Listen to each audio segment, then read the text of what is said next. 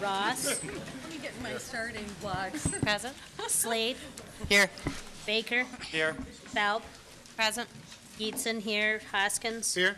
O'Connor. Here. Randalls. Present. President Lanier. Present. All are present. I hope, colleagues, if you don't mind, in the wake of, am I on? There we are, now I am. In the wake of the events that transpired in Connecticut, I'd like to just give a moment of silence and recognition for those families who are grieving the loss of so many children and so many families. So join me in a moment of silence.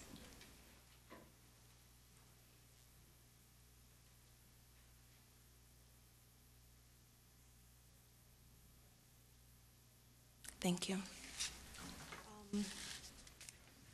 Now can I get a motion to approve the agenda? Actually, I'd like to make an amendment to the agenda and Please. add a celebration.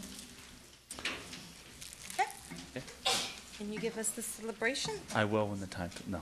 Sounds good. Okay. So this is to honor our departing board members. Thank you. Any support for the, Support. all in favor? Aye. All opposed, same sign? Great, we have an approved agenda. So we'll go right into celebrations. Superintendent Neal, you have one for Alumni Leader Award. Thank you. I would ask Ron Gorman to come up front, please.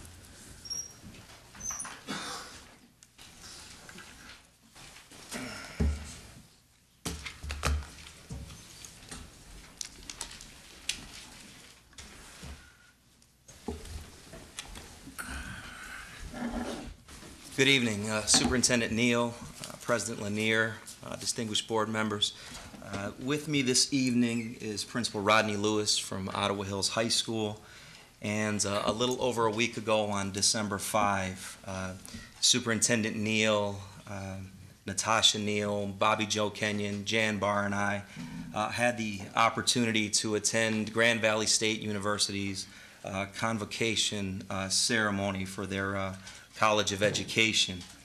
And at this event, one of our Grand Rapids Public Schools' finest principals was honored as the 2012 Grand Valley State University Distinguished Alumni Educator of the Year. And that person is Mr. Rodney Lewis, principal of Ottawa Hills High School.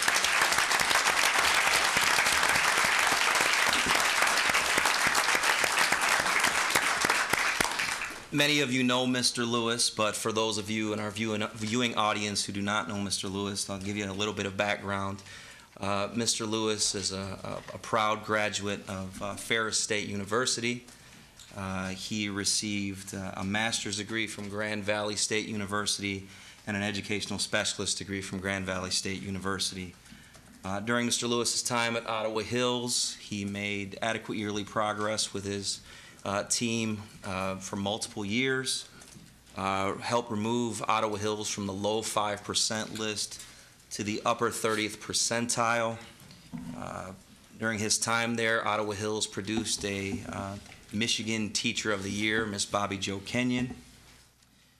Mr. Lewis takes great pride in empowering teachers to be leaders in his building, and he takes pride in making sure that students are working toward being college and career ready.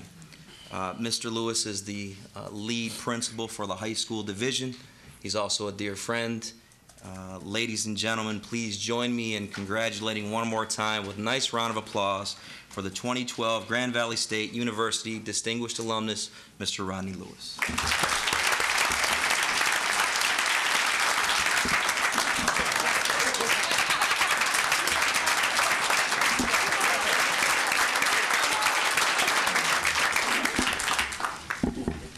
I won't be long. Good evening, Superintendent Neal, President Lanier, board members. Thanks for having me here this evening. It was an honor to receive the award from Grand Valley State University on December 5th. I think I was leaving an event that we had one evening with GRPS, and I got a phone call from Forest Cliff, letting me know that I had won this prestigious award for their university. And, you know, I have a sunroof in my car, and I did everything I could do to stay within the glass of that sunroof so I didn't jump out and reach for the stars. But, you know, when we look at the work that we have to do within Grand Rapids Public Schools, it is tough work. It's not work that you can take lightly. You know, we affect the lives every single day that we walk into our facilities. As I told the graduates that night, you have to be great, and you have to go above and beyond the call of duty to serve your organization. And I think that's what I try to do every time I walk into Ottawa Hills High School. I'm very pleased to be able to work under the leadership of Mrs. Neal and Mr. Gorman to let me demonstrate my expertise and my lead by my experiences. But truly, you know, an award like this cannot be given to someone by themselves. I had a lot of individuals within the organization, internal stakeholders as well as external stakeholders that really played a part in this process. And so from me to them and to you guys, because you guys will let me do the work that I do every day, I do thank you. And very thankful to Grand Valley for giving me this award. So thank you. Thank you.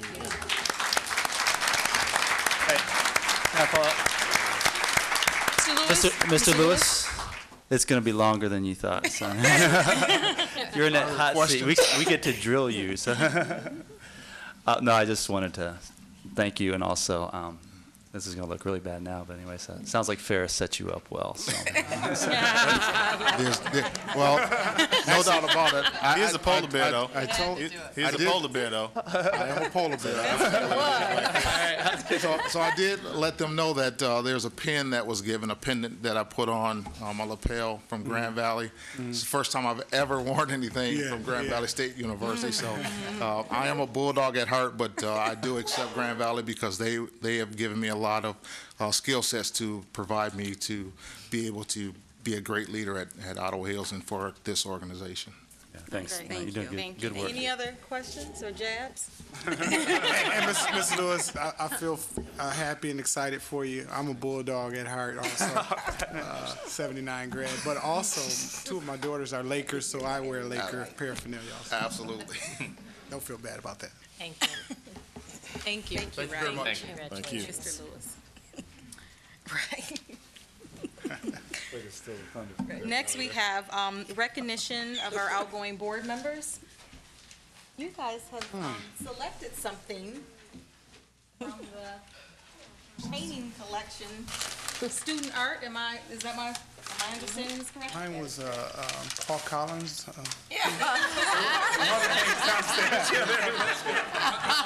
asked for it too.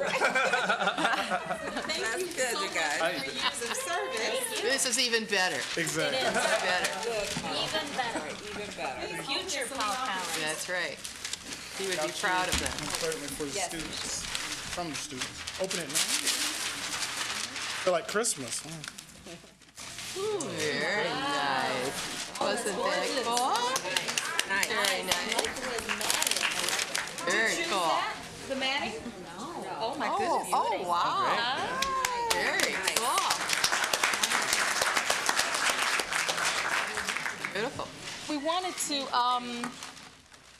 just pause for a moment to at least give you the paintings. We know you probably have comments if you'd like to share closing remarks, and we'll do that at the end, but we wanted to pause at this time just to honor you and recognize your years of service. How many years? 8.5? 8.5. And 4.5 for you. Thank you so much. Amazing. Anyone else want to add comments now or later? Well, we'll have time Yeah. later. Okay. Yeah. That way they can really enjoy this meeting. Yeah, right. All these people are here because Just it's for Right. It'll be during the round table at the end, so you Okay. can do it then. Okay. Thank you. Thank you, guys. we got another board member. Oh, great, right on time. It's time for the student rep comments. Doing well, doing well. Do either of you have any comments to share this evening? Not at the moment. Okay. How y'all doing today? Apologize for being late. Coach wanted to keep us a little longer, but I do have a couple of comments. I just know it's a big day today, and I just want everybody to stay positive and think real hard about y'all votes. Before y'all do anything, just think real hard about it. Thank you. Always do. Great. So now we're at public comment. Secretary Geeson will read off the names. We'll ask that you come to the front, and I'll just kind of briefly share for those who may not have given public comment before. Each person will receive 3 minutes to give comment, and we'll have a timer. Once the timer is off, that means your 3 minutes are up. She does have a red flag to kind of warn you when you have 1 minute left, so you can know when to start ending those comments. And at this point, it's for the board to hear from you, so there wouldn't be interaction between us and you as you're giving those comments. It's for us to really hear what you have to say. So, And to be clear, there's 2 public comment periods. This is for the folks that had checked that this was an agenda item. We have the majority of them are that. Martha Gonzalez-Cortez, Paul Helder, Rose Charles Mayer, and Linda Jeanette come down.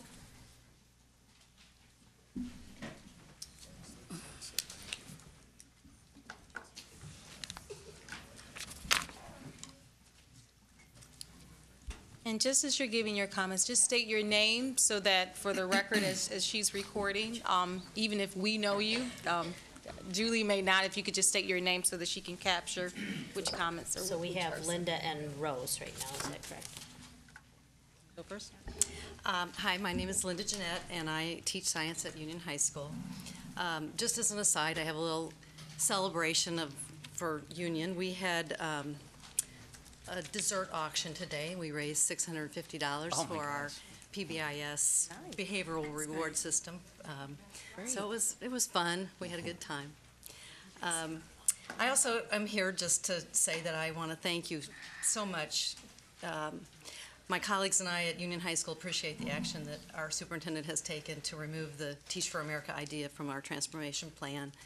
It is so nice to feel that someone is finally listening to us and treating us as professionals. As you know, it's been quite some time in my career since I've had that pleasure, and we truly believe this action is in our students' best interest. We are still very concerned about the staffing for the next year, the 50%. We believe that because Union is a priority school, then the staffing of our school ought to be a priority for the district.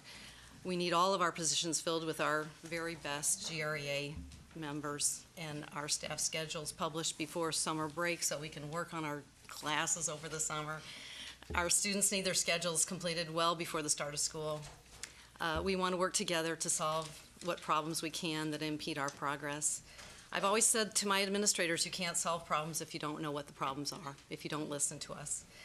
Mrs. Neal seems to understand that point. If we all act as professionals, we recognize that everyone is in this for the same reason, and that is for the education of our kids. Good evening, board members, President Lanier, and Superintendent Neal. My name is Rosalind Charles Maher, and I am speaking on behalf of Union High School. We would like to sincerely thank you for your receptiveness and willingness to consider the point of view of the staff at our building. We spoke to you 2 weeks ago regarding the transformation plan for Union and the Teach for America clause. Between that time and today, not only have we received a personal response from you, Superintendent Neal, but most importantly, we received confirmation that Teach for America will not be included in the revised plan. We believe that we are truly working together with a spirit of poise, professionalism, and promise for a new and innovative Grand Rapids Public School. And I have never been more excited to teach for this district, and I want to thank you very much. Thank you.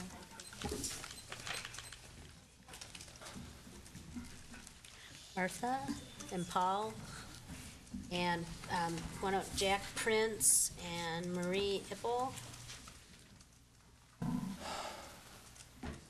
If you're interested in giving public comment, there are cards on the table as you enter and exit this room. And then you can hold them up and someone will grab them from you. You have not completed a card already. Good evening, everyone, Madam Superintendent, Madam President.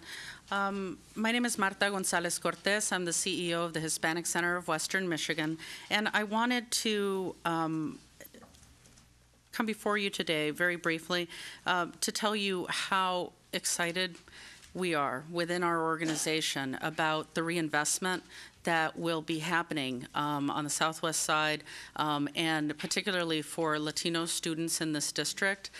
It's difficult and hard for me to say that because this transformation plan is also one that causes grief and pain to others. And so that is why I've been silent up until this point. It's really, really hard to have a celebratory moment of reinvestment and reimagining for my community when I believe others may be suffering from the pain of this difficult transformation. But I did want to tell you that all of the questions that we've asked behind the scenes and in public meetings have been answered to my satisfaction regarding the thoughtfulness that went into the deliberations, all of the assessments that have been done over the years that have pointed us in a particular direction for this district, the fact that you have a superintendent at this time that's been able to kick the dust off of reports that have been hundreds of hours of assessment time for the district and put it together into such a comprehensive document is really noteworthy. And we'd like to applaud that comprehensive effort. However, know that I have two main concerns. One, the ongoing academic achievement issues at Union High School. We're still on a cliff of our own with the future of Union High School, and I'm deeply troubled by what comes next because it feels like we've run out of time. And I hate to say that in a room with students and teachers and all of you in attendance, but it really kind of feels that way to me. And then the other piece is that as we imagine reinvestment in different corridors and in different sections of the city and in different theme programming, I worry about a push that might have us continuing to live in the segregated patterns that the city has lived in, that makes us one of the most segregated cities in the country to live in.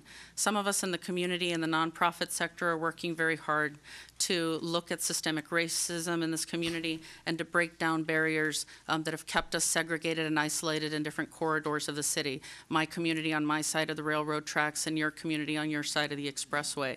We're all in it together. It's an all or nothing proposition.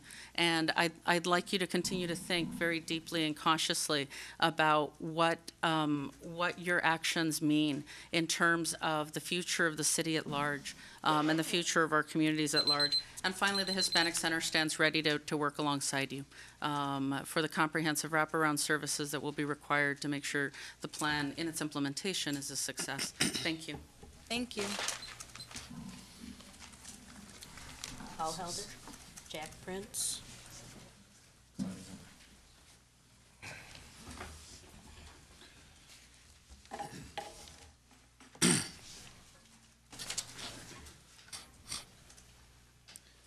Yes, Mr. Superintendent, distinguished members of the board, I am, well as my colleagues who spoke earlier, am grateful for the open ear and the expression of common interest in the quality of education to our students at Union High School. I'm speaking specifically about the language and the eradication of language referring to the possible recruitment of TFA recruits. Very grateful for the attention. It is uplifting. I would like to read a letter, however. Some of the other members at Union High School, some of the other teachers that signed the letter that initiated this concern are reflected in the letter I'm about to read, some of their concerns and continuance. I wish to direct your attention to a press release published from the Superintendent's Office on August the 10th, 2012, entitled Strategic Plan Listening Tour Results and Cambridge Review to Drive District Action Plan Development. I did pass those out. It is interesting to read this document today in light of the developments of the transformation plan since the date of this communique. I pay particular attention to the fifth paragraph. to the area of retention and recruitment of talented staff as one of the 7 core focus areas. Noted on page 2 of this document of Cambridge's recommended areas that require support is the following point: not sufficiently attracting or retaining the best teachers and leaders. Salaries and benefits are not competitive. Indicative of that is this fact. The top of the pay scale is 18 years of service with $63,000 for a GRPS teacher with a master's degree. Surrounding districts list 24 years at the top of their scale with an $80,000 compensation. This makes a disparity of $17,000 at the top of this pay scale, which is an important concern. Many of our teachers are working 3 jobs just to make ends meet. Many of our teachers are on food stamps and bridge cards. It would seem fair to allow all 7 directed areas of focus in the Cambridge report directing our plan and to receive equal attention. There's been plenty of emphasis on other focus areas, such as strengthening and improving academic achievement. We would like to call the attention of this board that this area of focus can be even better achieved by using some of the funds saved with the implementation of areas of the transformation plan, such as consolidation and school closing, and to direct those funds toward supporting outstanding instruction by way of attracting and retaining the best teachers through offering a more competitive salary to teachers. We came and asked that the quality of education be looked at with the background of the TFA information that we supplied on this desk 2 weeks ago. Now we come and say it makes more than common sense to say to keep the highest quality teacher in the classroom, they be compensated fairly, and that should be our joint and shared concern this evening. Thank you for the time. Thank you.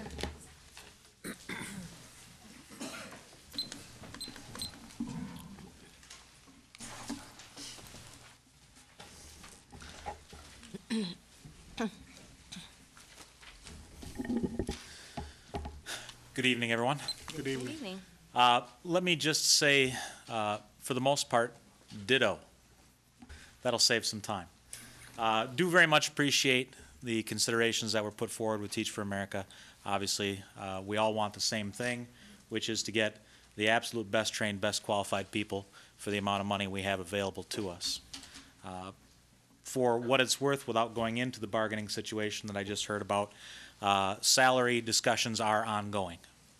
The Cambridge model information has been discussed at the table, and that's all I can really say. Beyond that, a month ago now, I offered to put forward some policies on transfer and vacancy. I know it's a concern to everybody. I have some policies for you to look at. I guess my question is more around what kind of a direction you wish to take as a board. I know one of the big questions out there has to be around the union high 50% state requirement.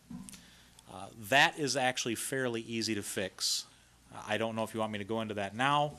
I don't know if you have an ad hoc policy committee meeting coming up before January. I don't know if you want to wait till January to set one up, but one of the problems that we have with the planning of these kind of things is that meetings are not put forward with very much notice, at least not far enough to have any kind of idea how to plan things. It would be very helpful if we knew when that was going to be. I don't know who the chair is going to be. You probably don't either for ad hoc policy. I'll give you the short version of what the idea would be in broadest terms. It's a compliance issue. We have to have 50% of the teaching staff move from union under this plan. What we're really talking about is actually an infusion of 50% new people. It's not that the people there are bad people who have to be pulled out, it's that we need new people. What the state has determined is acceptable, and what I suggest that we look at quite seriously, is starting your 50% by figuring out what that number is. Okay, count the staff, divide by half, really complicated.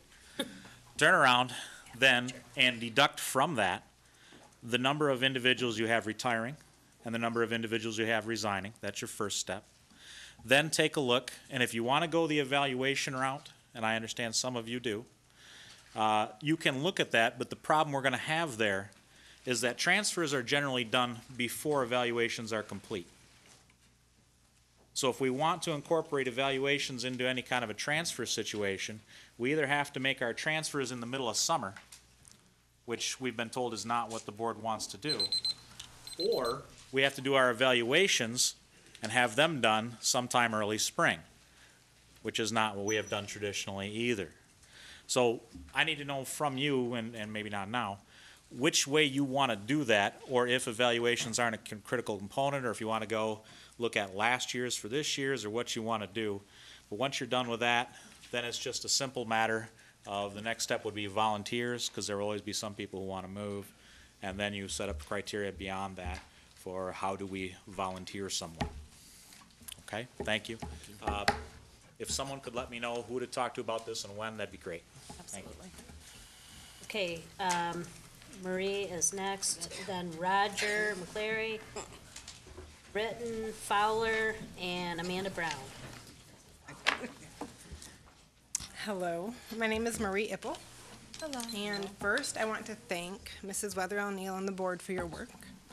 My husband wanted me to be sure that you know that we are thankful for you and we pray for you. I'm a proud GRPS mom. I'm an elementary education, I'm a teacher, but I've stayed home for the last few years. We have 2 kids at Coit School in grades 1 and 4. We chose Coit because of its location. We live right across from Coit Park. The wonderful staff there and the arts curriculum, and it is a great school for our family. So that was our introduction into Grand Rapids Public Schools. Our youngest child, Jeremiah, is almost 2, and he has Down syndrome, and he is a joy. Even though his education is going to be a bit different than the other 2 kids, we are glad to know that GRPS is going to do all it can for him. And we want you to know that we will also support GRPS in every way that we can. I will admit that 2 of the challenges of being Jeremiah's mom are that there are far fewer choices for his education and that he spends a lot more time driving to and from appointments than our other 2 kids ever did. The decision to move all of the early childhood special education programs to Ken O'Shea is going to directly add to both of those frustrations. We will no longer have a local choice for him with both Wellerwood and West Leonard closing. Wellerwood is a building that is full and it has good outcomes, and moving from it means that you will need to do quite a bit of construction to make Ken O'Shea into a place that's hospitable to really little people that need physical adaptations and tiny toilets and all of that sort of thing. If the construction costs, moving the older kids out and the little ones in, would be the only negative side of these closings, it might still be worth it. You guys are the ones who are looking at the big picture and you know that sort of thing. But there's another problem that individual families would have to deal with, and that's the increased transportation time. It takes almost 30 minutes to drive by car from our house to Ken O'Shea, and we know that because we like to go biking on Plaster Creek. If it's that long by car, it will be significantly longer by bus, with every child needing to use a lift for their strollers, and this long bus ride makes me uneasy. Jeremiah's speech probably isn't going to be intelligible for quite a few years. We're doing speech therapy with him, but most of you will probably not understand much of what he says for a while yet. We're learning sign language as a family, and he's doing really well with that. But the 25 signs that he uses are not going to help the bus driver know what he needs if he loses his shoe or feels sick or needs to go potty. Our little boy will often fall asleep on the bus on the long ride to school, and his teachers will have to wake him up. If he falls asleep again on the way home, we're going to have a hard time establishing a sleep routine that jives with the needs of the rest of our family. And if we have an appointment with the pulmonologist at 11:30, or if we have feeding therapy at noon, do I want to drive all the way down there to get him and bring him back for the appointment, or would we end up just skipping school for the doctor's appointment, or quitting the feeding therapy group? If we were at a school on the north end of town, like Wellerwood or West Leonard, it wouldn't be a problem to pick him up a few minutes early and go wherever we needed to go, and I would be able to stop by and volunteer in the classroom when I had a free hour or two, just like I do at Coit. Asking and even requiring these little toddlers and preschoolers to have a bus ride like this is not the same as asking it of older verbal kids. This group of nonverbal and non-mobile preschoolers, this is not the population to do this to. Sorry. I do love the Grand Rapids Public School System. I love to tell people my kids go there, and I love it, and see their eyebrows go woo, because they think that I'm crazy for sending my kid there, but it has been such a blessing, and I want you guys to know that. But I have to admit that this is going to be hard in our family if you close both of those buildings. Thanks. Thanks for sharing.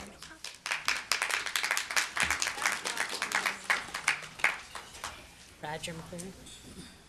Thank you, sure. Good evening, Madam President, members of the board, Madam Superintendent.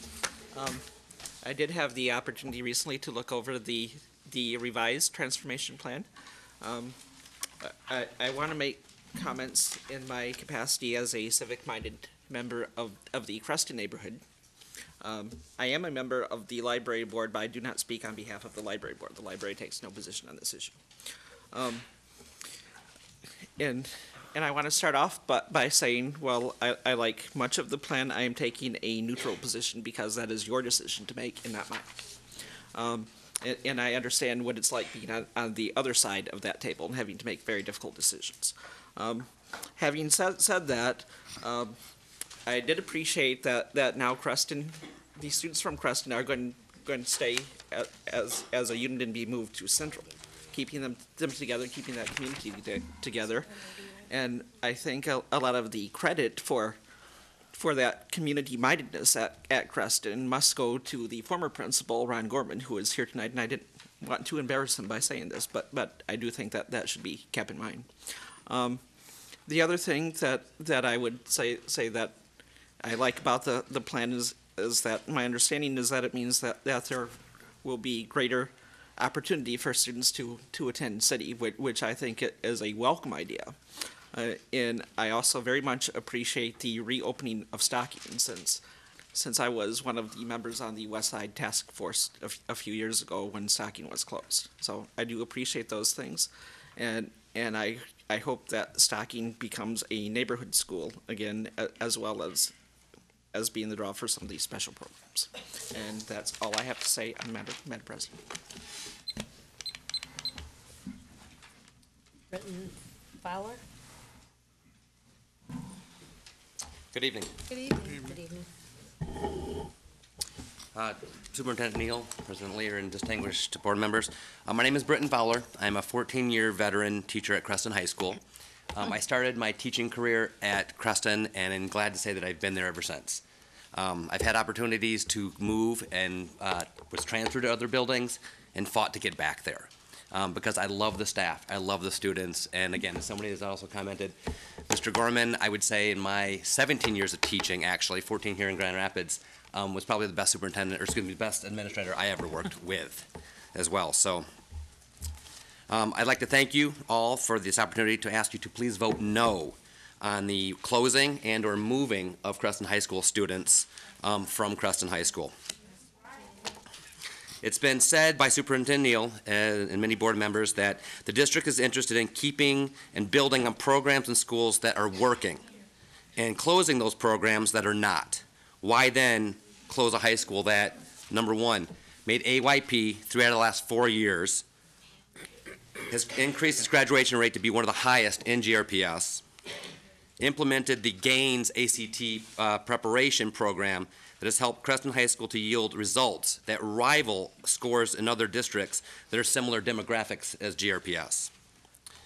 To vote on a plan that has not shown how it will be implemented from beginning to end, and I think that's the biggest piece of that. We have an implementation plan, but many other things need to be included, including too many personnel, or that there are too many personnel, resources, technology, and facility issues that have yet to be discussed. Is like putting the cart before the horse, and is too similar to decisions that have been made in the past that have put GRPS in the same present situation. GRPS has put much money and effort into a recent Cambridge research study that we've heard about that has recommended that any money saved should be put back into the classrooms and programs. That money has yet to be determined of its allocation, but instead the district has reported it will put only 50% of that money back into the classrooms and the other 50% into the bank. Abandoning the students and families of the Northeast area is wrong. GRPS has lost many families already, but closing a comprehensive high school continues to give reason for those families and those students from the other Union and Ottawa areas who chose Creston. Just another reason to leave GRPS altogether, including the families who have or could choose GRPS elementary middle schools, but now they will be without a neighborhood school and a neighborhood high school specifically to send their students. It has been proven as well that smaller schools work well and benefit the demographics, especially of our community. And I have a question for you to end. As it was reported this afternoon by Superintendent Neal, the implementation of this transformation plan is based on years of community feedback. I ask, how and when was this feedback collected of abandoning the northeast side of Grand Rapids and its students who want a comprehensive high school? Thank you.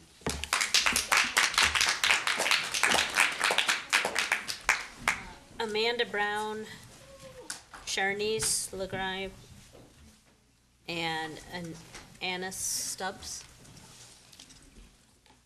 Can you guys come down?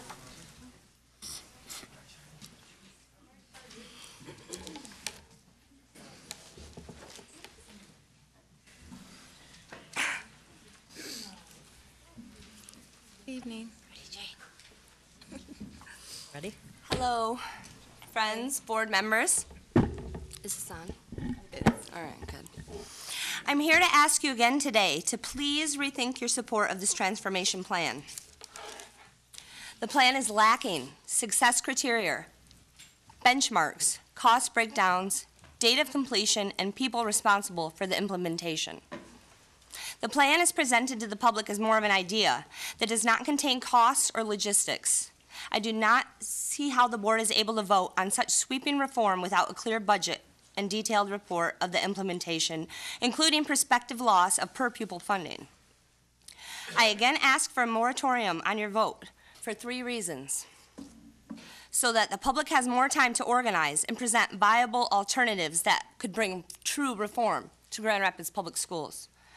So that Mr. LeGrand and that Mr. Moody might vote on the plan as they will be overseeing, and that your constituents will not have to see the board push through this plan during a lame duck session, especially when we see at a state level just how undemocratic that process is.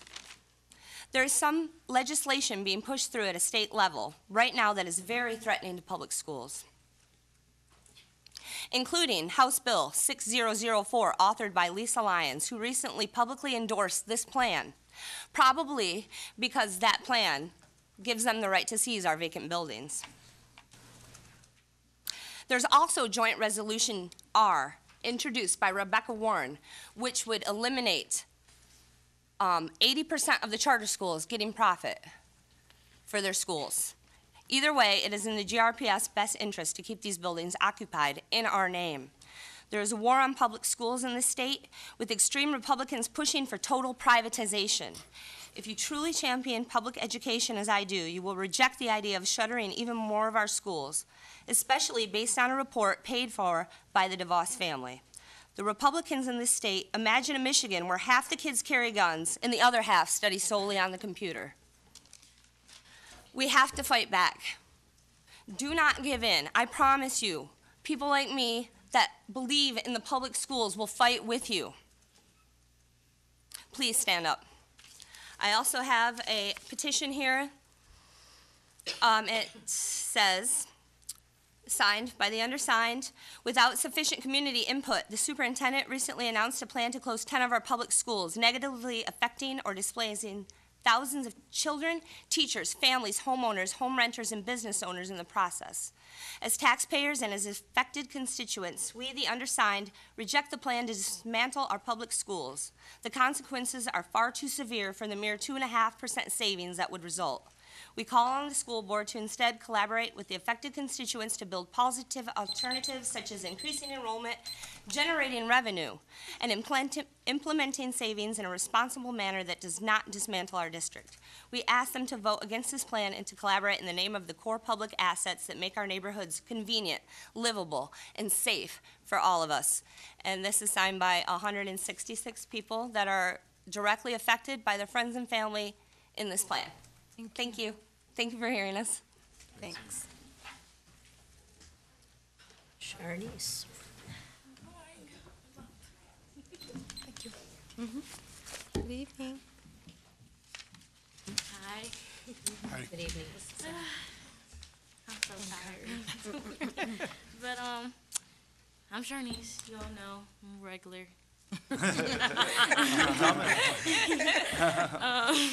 We're happy to have you. What more can I say? I disagree with the whole moving us to Central thingy. Not because of the simple fact that I have to move from where I am to all the way over there to Central, but because of the simple fact that I feel as if you're making city out to be elitist, and they're not. I feel like I'm second class compared to city, and I don't want to feel that way. I don't want to feel as if I'm always going to be looked down upon, like city's always going to be better than me, and I don't want to feel that way. But I do support some of the transformation plan, which is the school uniforms, which I addressed the last time I spoke. You know, it's really personal to me about the whole bullying situation where I didn't have the best clothes to wear as other people would think I should wear, but I'm trying. I've been coming to these board meetings fighting for a school that I never would think I would have. But I love the students here. Like, all these students here, they care. They care. Some may not have time to come to every board meeting, but they care. They care. And don't take that away from them. Don't take that Creston pride away from them. If there's one thing I could take from Creston, it would be pride. Prepared, responsible, independent, dedicated, and empowered. And I've grown so much. If I lose this building, I know I've gained much more. I've gained respect because I came to these board meetings and I fought my hardest and I did what I had to do. And even though I disagree with this proposal, I do want to say that we respect you guys for at least trying to care for us students. I've seen a lot of people come up here and say we disagree, but never once have you heard people say that I respect you guys for at least trying to make it better for us students. So I do. And I thank you guys again. I'm a regular, so yeah. See you in January.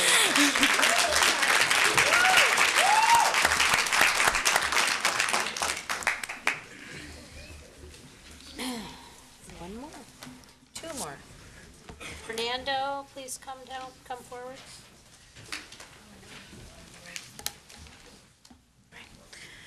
Good evening, distinguished board members, Superintendent Neal, President Lanier. Thank you for this opportunity to just have a second to speak with you and to speak with everyone. My name is Anna Stubbs. I am the Executive Director of Teach for America's efforts in Michigan. And I am a native Michigander and grew up here and went to schools in Michigan. I would like to take this moment to just say a few things about Teach for America's track record and facts about our organization. And I'll take the time to just talk about three clear things.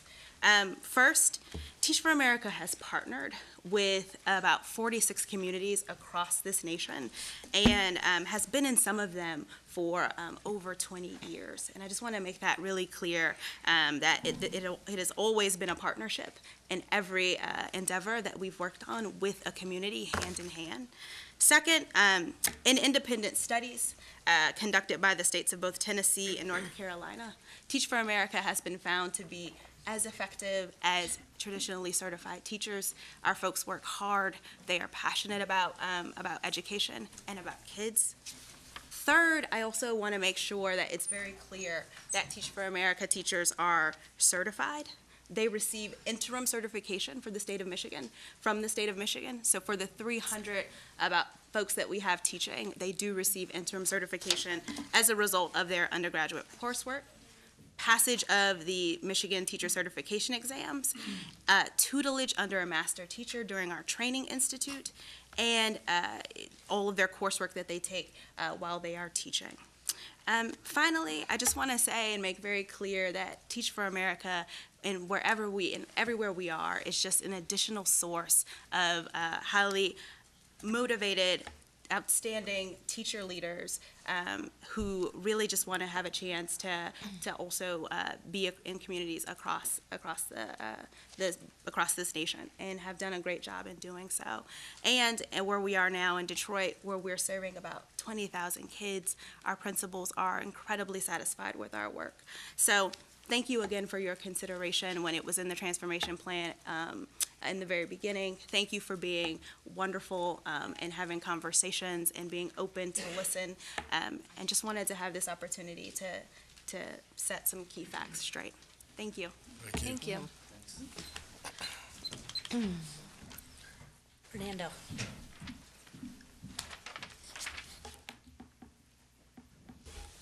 Good evening. Good evening.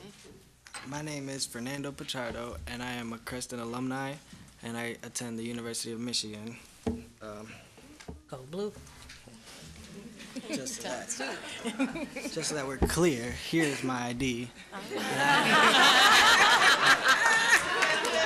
I wanted to point this out because it's something that I have to do at the University of Michigan. Some people don't believe that sometimes they don't attend that I go there because I let them know I'm from Grand Rapids. I'm from Creston High School. I come from Creston High School. A lot of people tell me they come from Forest Hills or East Grand Rapids or Christian, and I tell them no, I come from Creston, and it's very possible to make it, and they don't believe so.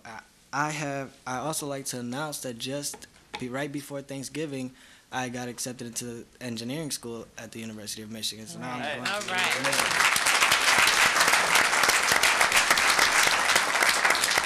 And I'd also like to thank a lot, everything, all of my success goes to Creston High School. I think that if it was not for Creston High School, their administration, and Mr. Ross, who was part of the Upper Bound program, if it was not for those who have contributed to my success, I would not be here right now. I would not attend this fabulous school, and I would not have the opportunities that I have now. Everyone thinks of me a lot different than what they saw before, than who they thought I was. Coming from a school like Creston High School, I want people to look at me very differently, and it is all because of Creston High School.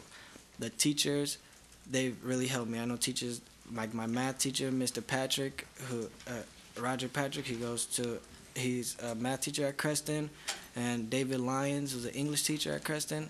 They helped me a lot in my success. And if it's not for teachers like them, I wouldn't be here right now. I really want to vote against the closing of Creston. I think that contributes to a lot of kids' success, and I think we need to see more kids coming from schools from here in Grand Rapids to be as successful as I am and have opportunities open up to them.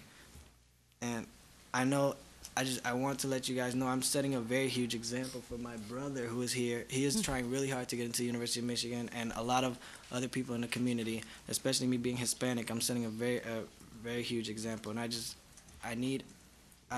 hope that they have the same support system that I had, and they can make the same choices I did to get the opportunities I have. And please, I'm just begging, please do not close down Creston. It is the reason why I am here. If not, I would not know where I would be at. Thank you for listening.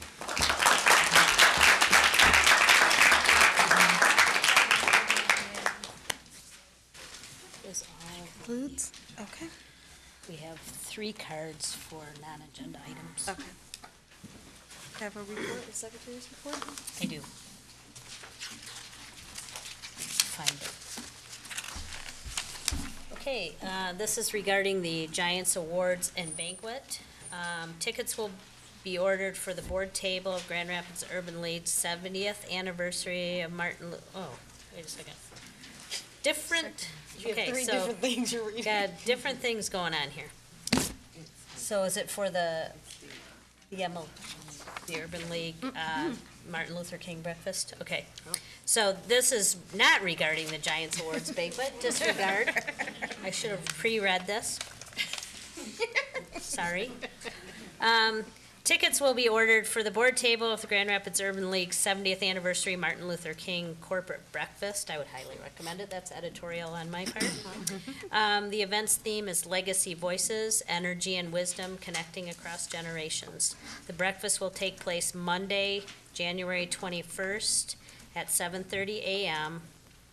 At the Steelcase Town Hall. That also, please RSVP to Julie Anderson, the superintendent's office, by January 11th. That also happens to be the day of the inauguration for the second term of our first African-American president, Barack Obama. So, very worthy day to celebrate. Thank you. Superintendent Neal, we have a transformation plan update. Thank you. The update that I would like to provide you with this evening is to remove the expansion of Blanford, the Blanford program from the 3.0 version. I would also ask that you remove the Teach for America, the American Plan from the proposal. The IB Arts Academy, I would still like to explore that in phase one with a preschool program. However, I am still waiting for funding to grow that program, and so I would ask that we move that to phase two unless there is appropriate funding. I don't want you to approve phase one if in fact we can't fund it. I don't think that's right. So I ask that you hold off on that until we get additional funding, and I will give you that information. As part of this plan, I have corrected one of the photos here, so that is there. And the last part is that the possibility of a strict discipline academy or something along that line, I would ask that you would consider allowing me to do something in the fall with phase one and with a full implementation the year out. Like a pilot? Just a pilot. I stand by the recommendation to move city into the Creston High building, and I would like to just say that I thank all of the students for coming forward and sharing, and it is not because I believe one school is better than the other. That is not it. I am totally committed to the program at Central High School, COI. I believe that it is a better opportunity for students to come together in one building and stay together as a cohort. I have committed to that.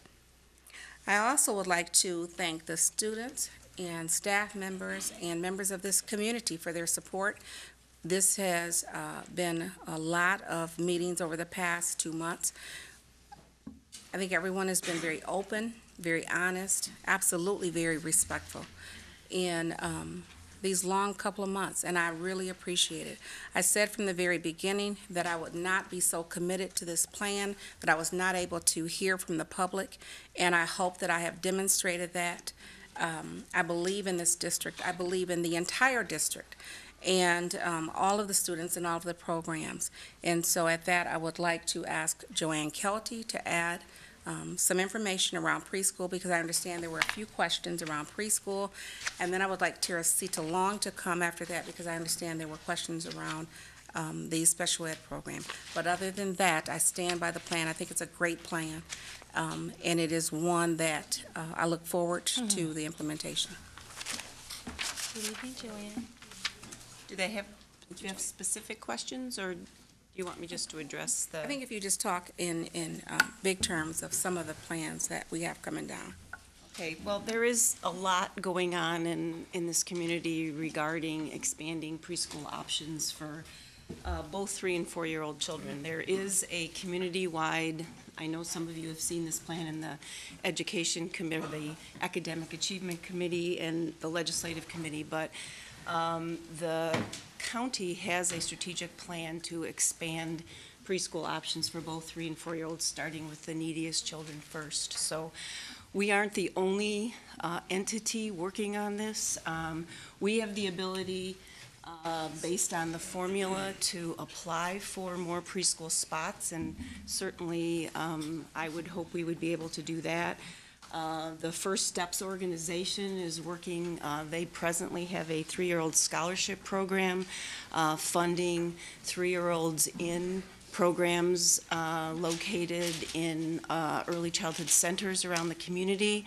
And just this afternoon, I was at a meeting for that group, and also found out about other opportunities that the Early Learning Network Collaborative, which is a collaboration of nonprofit organizations in the community, that is also, they're the entity that is leasing Roosevelt from us, and also have plans to expand pre-K opportunities at Baxter and CCOM and somewhere on the southwest side, they're working on that.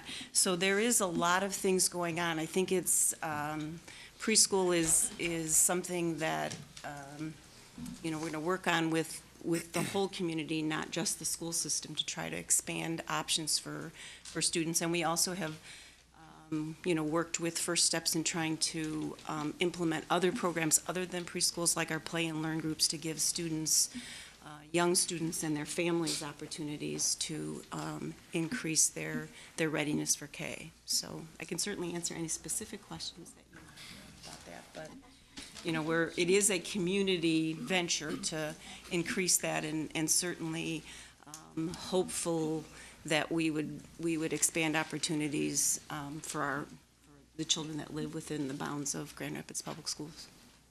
Dr. Baker? Yeah, but more general question and then a more specific question, but I think they kind of go together. But there was when the plan was first version 1.0, there was quite a bit of changes. My impression is between the first plan, some of the community concerns for early childhood generally. There was some responsiveness, as I remember. And then also, could you respond more specifically to some of the accessibility issues that were raised by Ms. Ippel earlier? And I think that other community members have raised concerns about, accessing the programs, et cetera, and how we're looking into making sure that that's not a problem. I think there was some misinformation initially that because the early childhood centers were targeted for closure, that there was going to be less spots. But we really there's a home for each one of those classrooms. We haven't lost any capacity in the plan. We've just redirected those classrooms to spots where there was openings in elementary buildings so that, we could more fully utilize the space that was there as opposed to having a separate building for that. In regards specifically to Mrs. Ippel's concern, I think there was also some misinformation about all the programs moving to Ken O'Shea, and really the boundaries will be redistributed. So it's very likely that her child who was at Weller would be here at campus as opposed to going all the way to Ken O'Shea. So it's not, we're not moving Wellerwood to there. We're redistributing the Ken O'Shea sites into two buildings. So there would be a redistribution of the boundaries from where those children attended in those schools. So it wouldn't necessarily be going to the other end of town. And Teresita may want to address that since that is a special ed program also. She's behind you. So. Yes, there she is. Come on up here. She's hiding. In plain sight. Well, one of the things that I think is important, and I guess having the history of the district helps us as far as putting it into context, and that's that a lot of our early childhood programs actually began, the genesis was at Ken O'Shea, and that was the center program for the entire county. And it was only due to the fact that we began to outgrow that facility that we began to look elsewhere to service our early childhood population with special needs. We bumped out into Baxter Community. We went to St. James Catholic. We went to St. Mark's Lutheran in Kentwood, and then ultimately landed in the 3 Ken O'Shea sites, Wellerwood, Campus, and Ken O'Shea. Then the next thing that occurred is that the federal government really put an emphasis on natural environment for our early childhood students so that they weren't just going into classroom settings, that the services would occur in their homes and in the communities and in their regular preschools and in play groups. Then we began to actually see a reduction in the number of children that actually got on buses to come to our center programs for early childhood. We currently have about 170 students between the 3 Ken O'Shea sites, and if you half of those students are the ones that actually are there at any one time. We also looked to all of our districts within Kent ISD also began to pull back children because they learned that they could and should provide services for them in their home communities, be it Cedar Springs, Byron Center, East Grand Rapids. So we are seeing a lot more services for early childhood children back at their home districts. And it is really more the students that have more specialized needs or medical needs or syndromes or, unique kinds of situations, hearing impairments, visual impairments that typically would then come into our center program.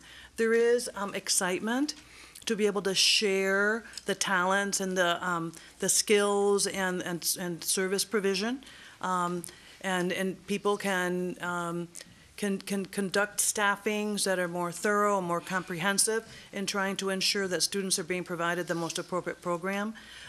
But we always have the goal of having the student attend their neighborhood school, their home district, and that's what we would hope for every child. We have talked with transportation in regards to implications. As far as students that live within GRPS and that attend our local early childhood classroom programs. And we've been told that if we can just push, and I'm not trying to simplify it, it will be complicated and convoluted, but if we can just push back the starting time by 10 minutes, that transportation believes that it can be achievable. By going to one site versus multiple sites, it does create an efficiency in transportation so that students are picked up and then they get on the expressway or they, get on Eastern Avenue or what have you, and they can make a beeline for Ken O'Shea if that's where the child ends up.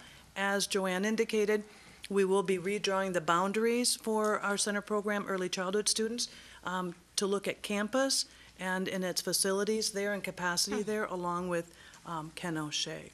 We have had the opportunity to review this plan with our special education directors in the constituent district within Kent ISD, along with our superintendents, and we've indicated that we were really interested in working with them and transportation to ensure a very smooth, seamless process.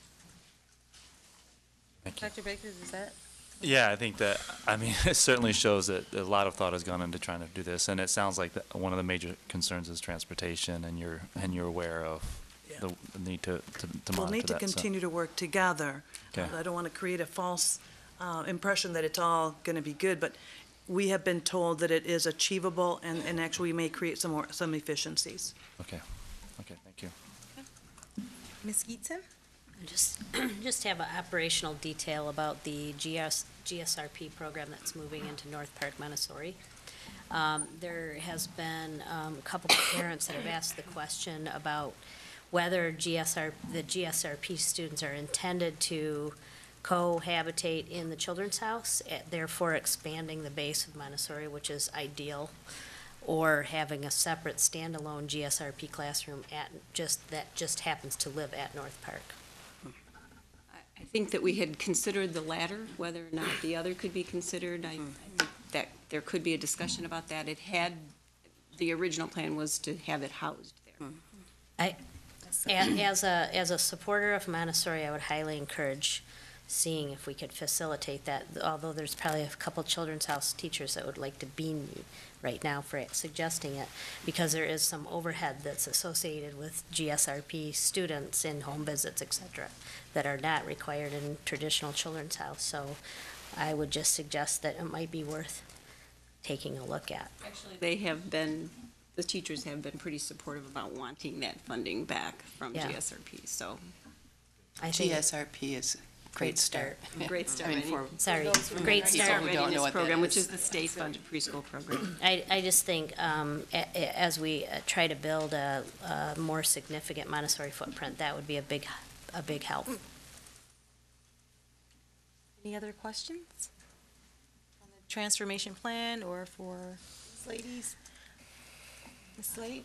I wanted to clarify the pilot for the strict discipline.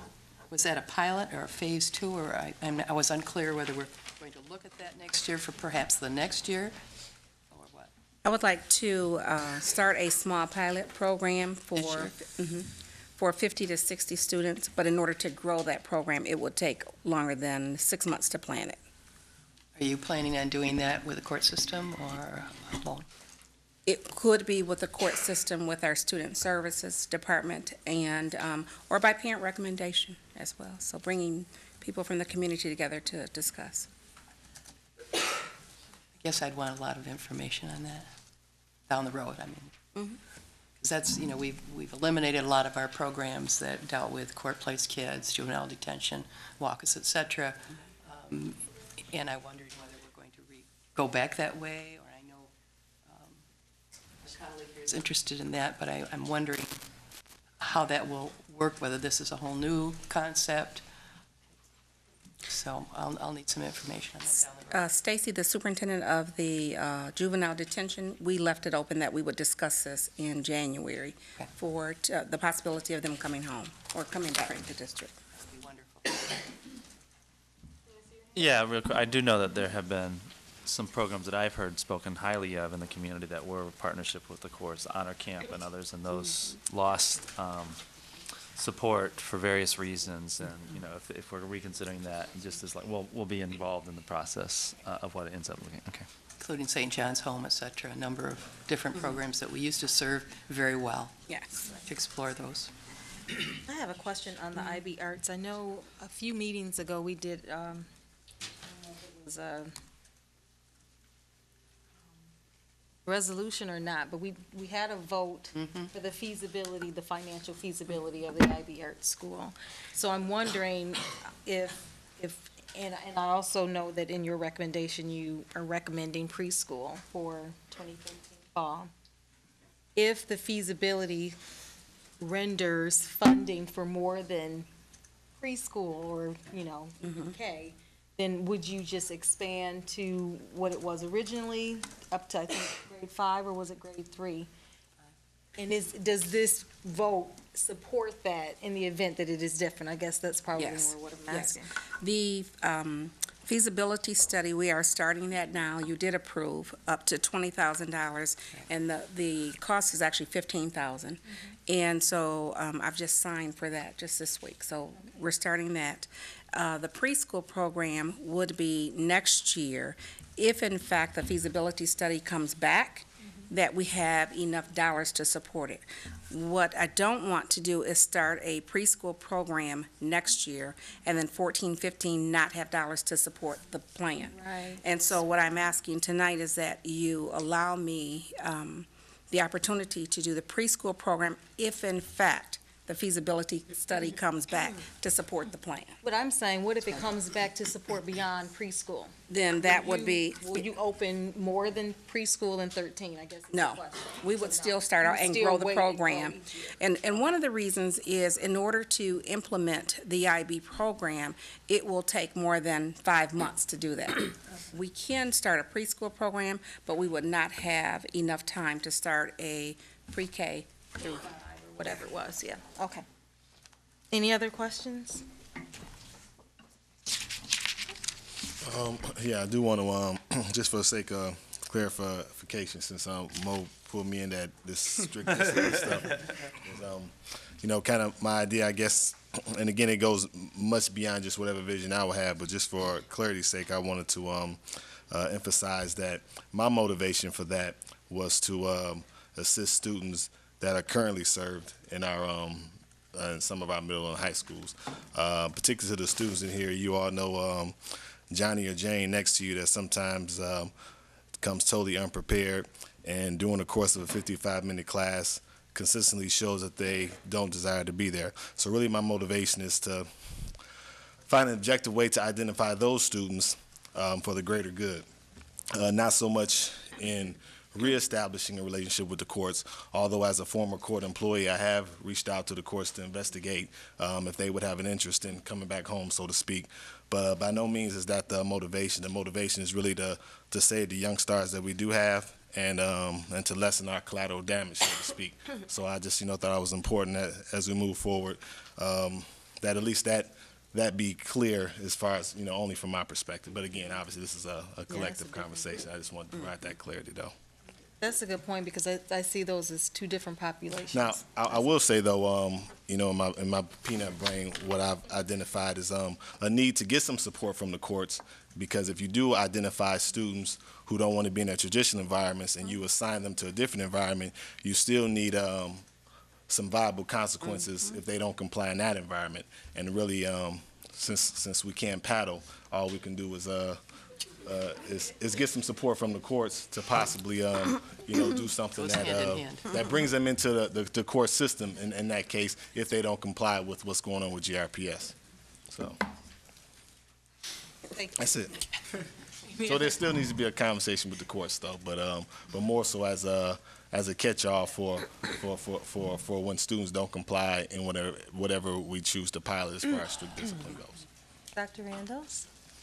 I do have to, I did want to talk about the city Creston thing, but now I have to respond to the paddling, because he provoked me. Thank you, And, Dr. Randall. it's never, ever, ever a good I was idea just- that from was this just fun. That was just district fun. or from this board to ever insinuate that, or imply I was only that speaking for me. paddling is I was only speaking for me. ever helpful. But there we go. I did I want to second that. respond to the getting the narrative correct about Creston Plan 1.0, and I'm just putting it out there for the record, was closed completely. And then the plan was then to disperse students, find adequate high school placement for them. There was no intention of moving city at that time, and if you talk to city families, some of them don't even want to move their building because they're happy there. So Creston students shouldn't feel like this was some big chess game and that you guys were thought of as just easy to move and that you guys aren't working hard. You're a hard-working group of students. You deserve to have the best, and really moving to Central is, in Superintendent Neal's thought process, is the best placement to get the best academic experience, moving your strong teachers that you enjoy, versus this is just a bunch of kids that we can just take and move and they don't matter. And so it wasn't, we're taking City, which is a strong school, and moving them to a building. The building was closed, and then through a process and a dialogue, Creston building wanted to be remained open, that neighborhood association, businesses, et cetera. And so that this is not a chess game with children.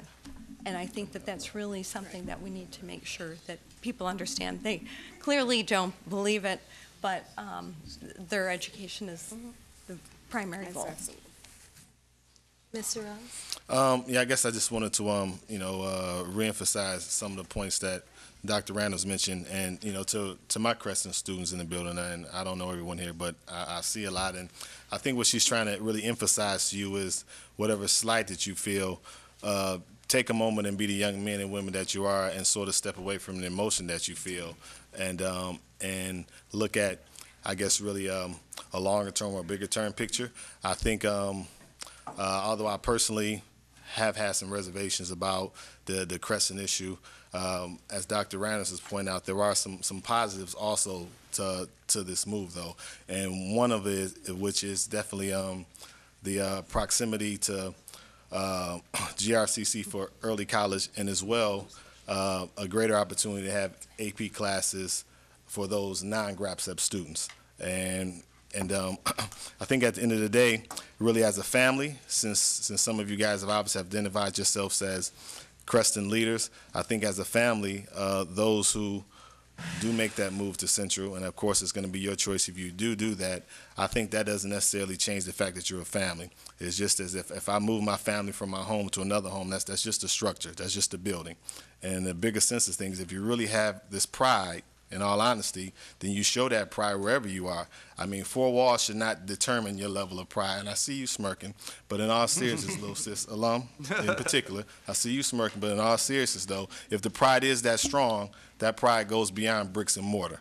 That's all I'm saying. So I understand this is an emotional issue, and it's not easy for, particularly with polar bears, really recommending this. I mean, that's definitely great pride in her being a polar bear. But the reality is that this is a huge issue, and certain things need to be done in the district. And I'm not saying this is foolproof, but there are benefits to you leaving that building, and it's not necessarily just all wrapped up in the emotions that I understand that you feel. So I'm just asking you to kind of step outside that a little bit and recognize that no one's stealing your building. Like she said, the idea was to really just close that building altogether, but that was not because of any disregard for you. It was because, right or wrong, we think that it's best for you in a long-term educational standpoint. And maybe it's not right, but it's like raising my children. I don't know if I do the right thing all the time, but I do what I think is right at the moment, and we'll find out when they become adults. So you guys will determine whether this is right or wrong. If you want to be spiteful and flunk out to show that it was an idiotic plan, then I guess you can mobilize and do that. But at the end of the day, though, seriously, you all have You want me to do anything? Sandman him out. Please don't. I'm just saying. I think he's doing all right, Give him any more quiet. ideas. Few people know what that means. I'm just saying, at the end of the day, though, it's up to you to decide what you're going to do as you move forward. At this particular point, right or wrong, it's not in your control whether you are allowed to go into a 17-20 playing field. But what is under your control is what sort of man or woman you're going to be. And if you want to hang your head and cry because someone closed your building, that's a personal choice. But I just advocate that you be young men and women and show what you're made of and continue that pride regardless of where you are. That's really all I'm trying to get at. Okay, I'm gonna do the good cop to his bad cop. First of all, Charnice, there is no child better than you. Amen.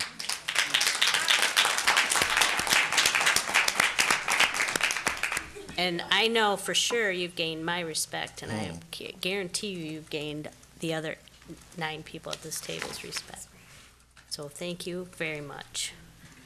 You have handled yourself with such, I'm very proud of you, as a polar bear myself. Very proud of you.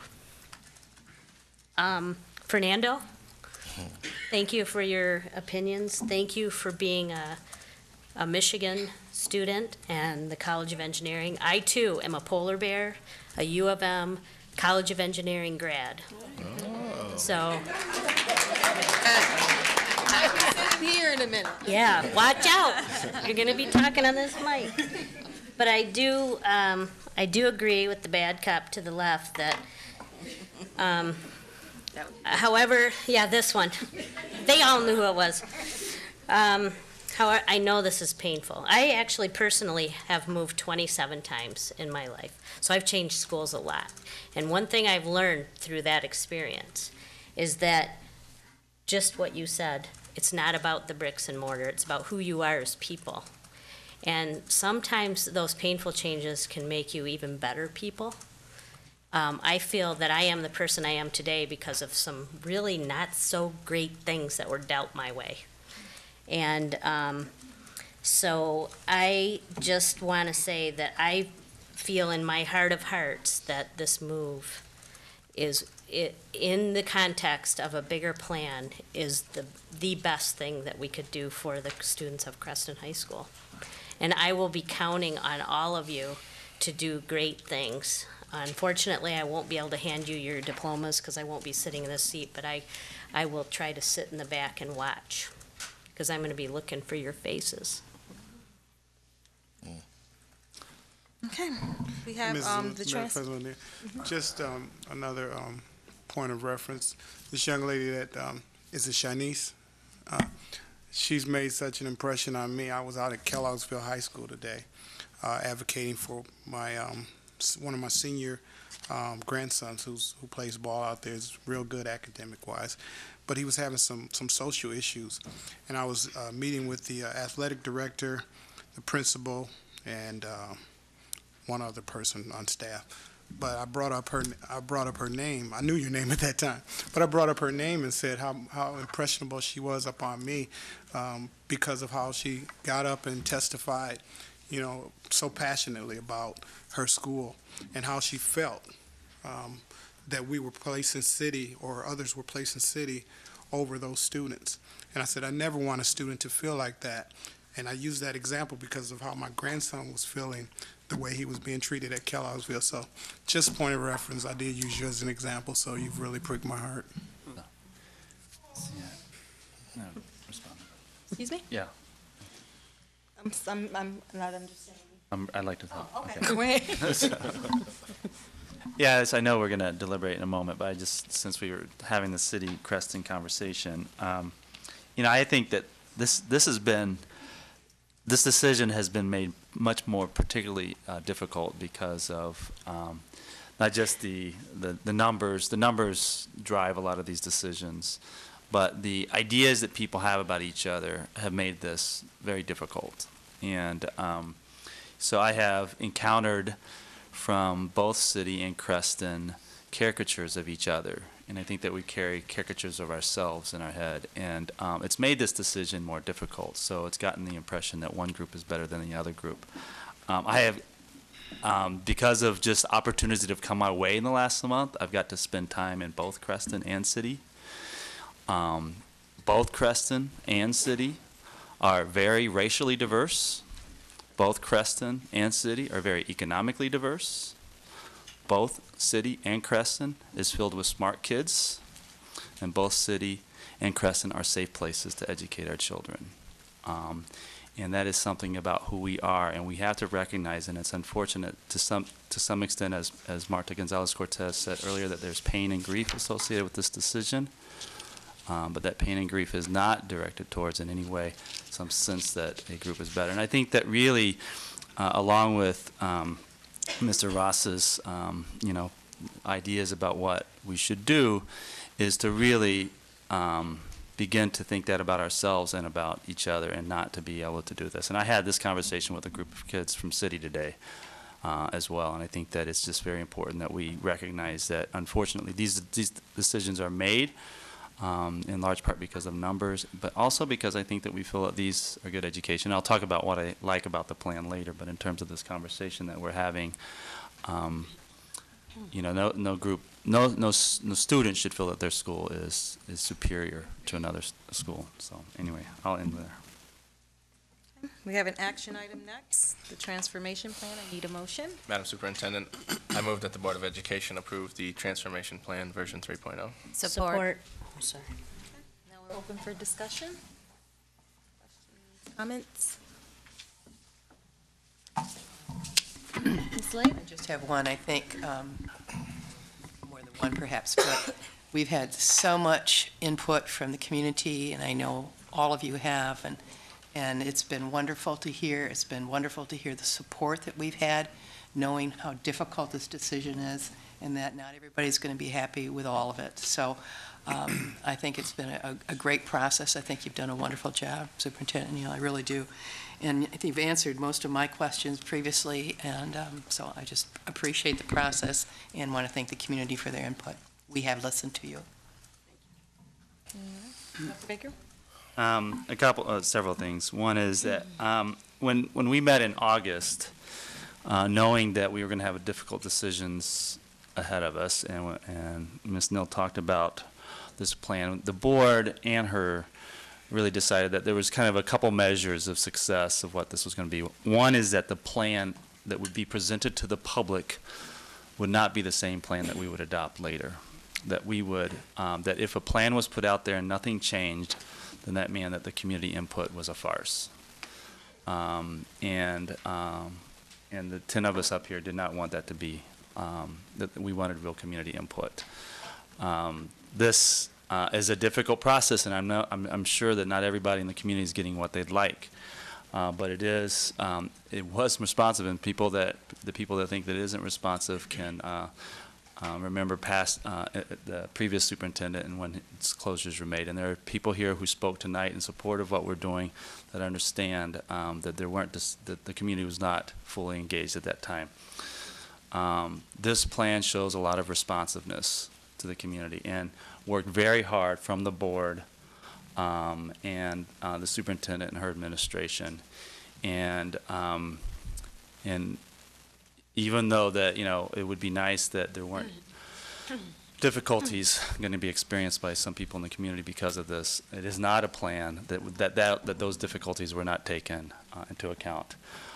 Ms. Long's answers to our question was very detailed and showed quite a bit of thought amongst the administration, and still not 100%. We're worried. We're hoping that this is the right thing, that we do right by the kids, and that this is the work that we have that's going to be done.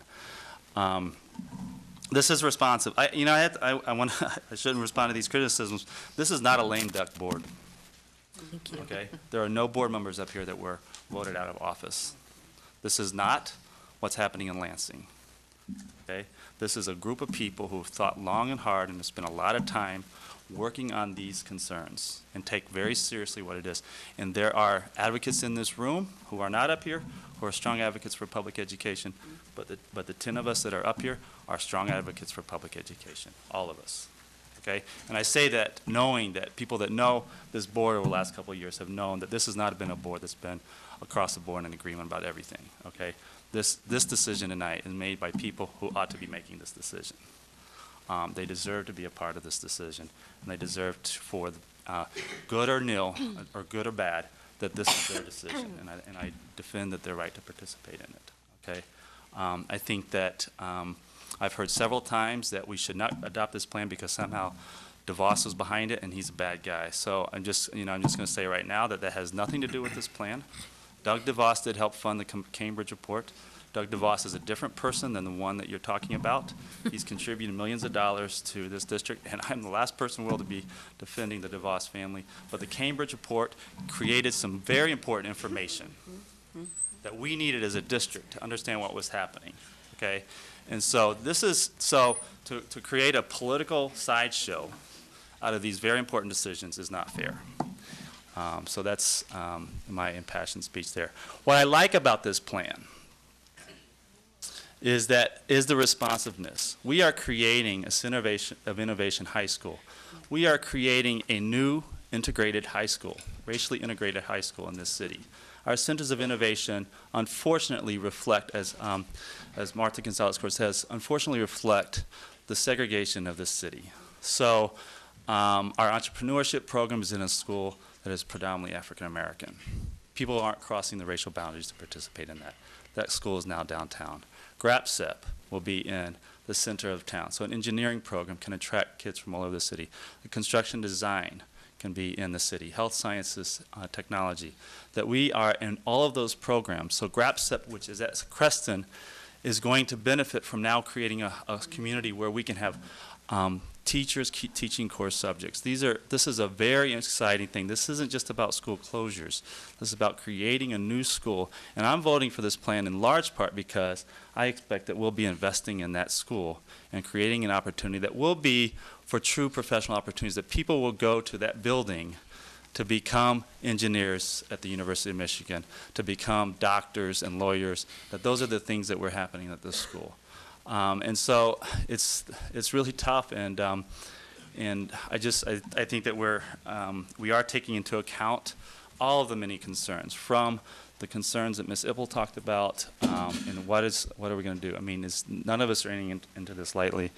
I support this plan because I'm convinced that all the concerns that are addressed have been thought out, painstakingly thought out, understanding the consequences, and that they're going to be followed through with some support. So that's all I have. Can I have a comment? You sure can. Whatever you guys do, I just hope that you take a moment to think about what's best for the future of our world. Take a minute to think what's best for our education. And I just ask that if it does pass or if it doesn't, just work with each school, every school that you're trying to create or don't create. Just work hard to make sure our education is what we need it at. And I just hope that you work hard for us to help us be what best we can be. So the one thing that I have had an opportunity to do is hear this, the view of this plan from the side of a large employer in town. And that's a unique perspective, sitting in meetings with executives at Spectrum Health, listening to Mrs. Neal present this plan. And, you know, as she was presenting the COI high school, to Tony's point, we have roles within Spectrum Health that cover every single area that's in the COI high school. We have huge design and construction department. We have biomed engineering in our organization. We have the School of Health Sciences, which is Spectrum Health is an underwriter for. We have requirements for business leadership. So I can speak for the employer N=1 of Spectrum Health, and they are very, very supportive of what's happening right on and near the medical mile with the COI. And I actually, Tony, to your point, I don't think that's gotten as much press as it needs to have gotten in this plan, because it is a gem in the right place in this city, which is in the middle, where it can attract people from all over the community. So thank you for pointing that out. Well, my colleagues have said just about everything I wanted to say, but I just, without being insensitive to students and teachers that are turning a page and grieving the end of something, I want to say I'm really excited tonight. I'm really excited about this plan, because I truly believe that the educational opportunities are going to be so much richer next year and going forward. I just want to reiterate that it's been a very receptive, rich process, and that's not going to end tonight. As we go forward with implementation, there's going to be continued responsiveness to make sure that what we're doing is the best that it can possibly be. But I want to reiterate the Centers for Innovation High School. I think it's a fantastic opportunity in the center of town. I was talking to a friend who's been really involved in the GRPS program with the Van Andel Institute, and he's over the moon about that program, first of all. But the proximity to the Van Andel, he's especially excited about. And he works with researchers all over the world, and he loves Creston and he loves GRPS, and he's really glad it's going to be next door to Van Andel. So I believe in this program, I believe in the vision behind it, and I'm excited for Grand Rapids Public School students. Reverend Hoskins? Yeah, every decision that we make from this position is really critical. After 8.5 years on the board, I can really speak to that. There's been some difficult decisions that we've had to make. I see former superintendent, Mr. Burt Blakey, is here tonight. When he was superintendent here at Grand Rapids Public Schools, what was the most emotional at that time decision that I've ever had to make. This one, pretty much lines up with that. And ironically, that decision, that vote took place at Creston High School. That was when we privatized transportation. Even though I voted the other way, we still, as a board, privatized transportation. After that meeting, I literally went in my car and cried, because those decisions do affect us. I truly believe with all my heart that all nine of these board members, inclusive of our superintendent, really cares for this district, to the point that emotions do set in. However, we still have to make decisions, and all of us have this sign facing us, and it says, am I doing what is right for our children? And as Mr. Ross always says, at the end of the day, that is truly what we have to stand by. So as our student rep said, whether we vote in favor of the plan or whether we vote against the plan, it still needs to be, our agenda needs to be, am I doing what's right for our children? And I truly believe, as I forestated, all of us are making our decisions based upon that as a whole. Just like Creston, when we voted to privatize transportation, and I'm not ashamed to say this either, I woke up this morning, literally, out of my sleep about 4:09 a.m., excuse me, and my wife, what was that? About? You was somewhere around 4:09. You were knocked out. No, I know it was 4:09. I know it was 4:09 because I looked over at my clock. And my wife, you let me tell my story now. My wife said, "What's wrong with you? What's wrong with you?" I woke up crying out of my sleep because I was concerned about this decision that I knew would affect this district as a whole, as well as the city, because I'm a firm believer that as the Grand Rapids Public Schools being the second largest employer in this region behind Spectrum Health, as Grand Rapids Public Schools goes up or down, so goes this region. So I knew that that was on all 9 of our shoulders to make that decision.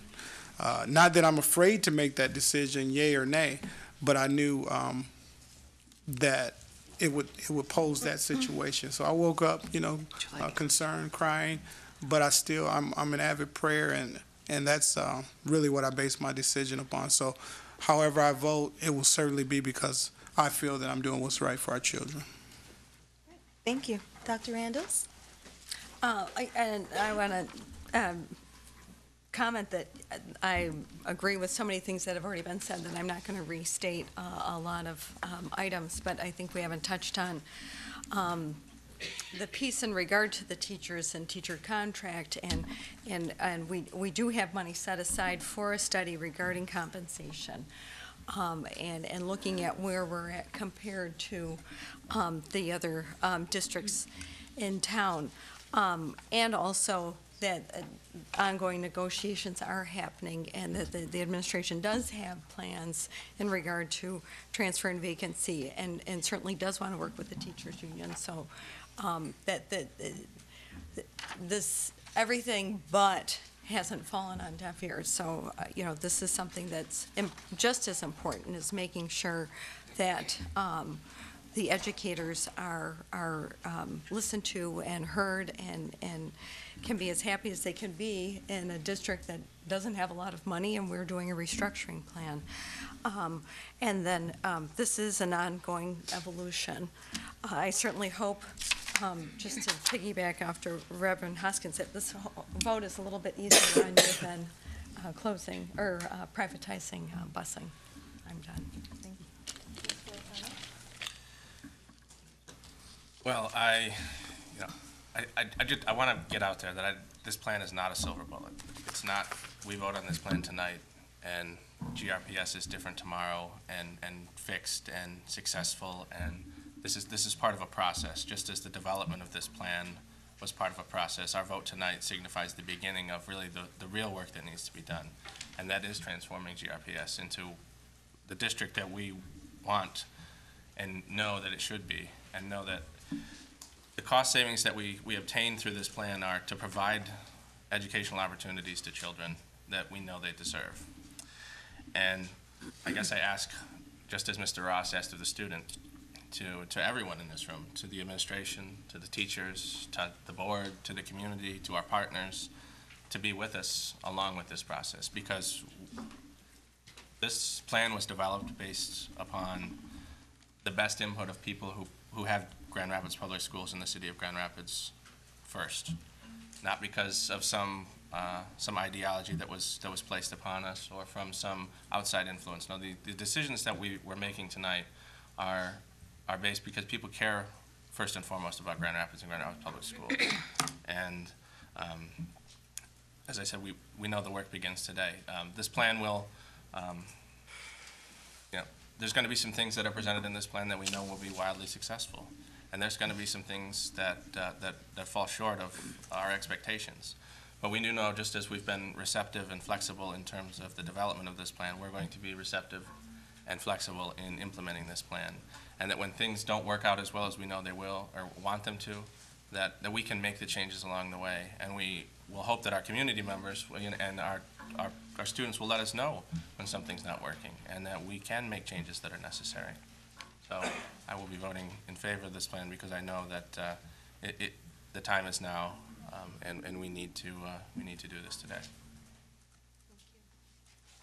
I'll just give a couple comments as well, and I think you've all said pretty much something that's on my notes here, but first I'd like to thank the community because they have shared with this Board of Education for so many years about what they really wanted out of this district.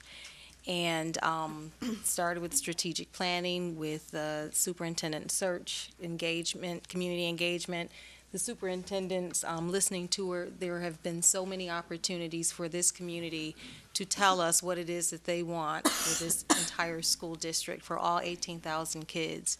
And someone mentioned this earlier, I can't remember who, but this plan, I believe, represents everything that this community has said that they want. Someone asked the question, who said to close Creston High School? Well, they may not have said close Creston High School, but it did come back to close 2 high schools.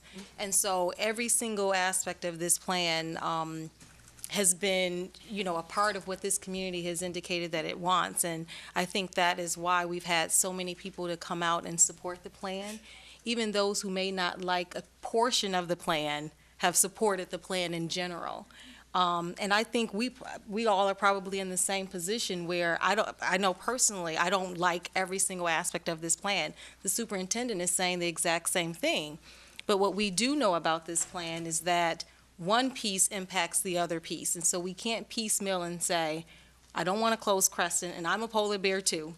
But I can't say I don't want to close Creston because saying not closing Creston impacts so many other ripples. And so that's why it's a comprehensive plan and it's one vote. And so I think that's another piece that, as people were asking us to vote in one way or another on a particular portion of the plan, I think that needed to be mentioned.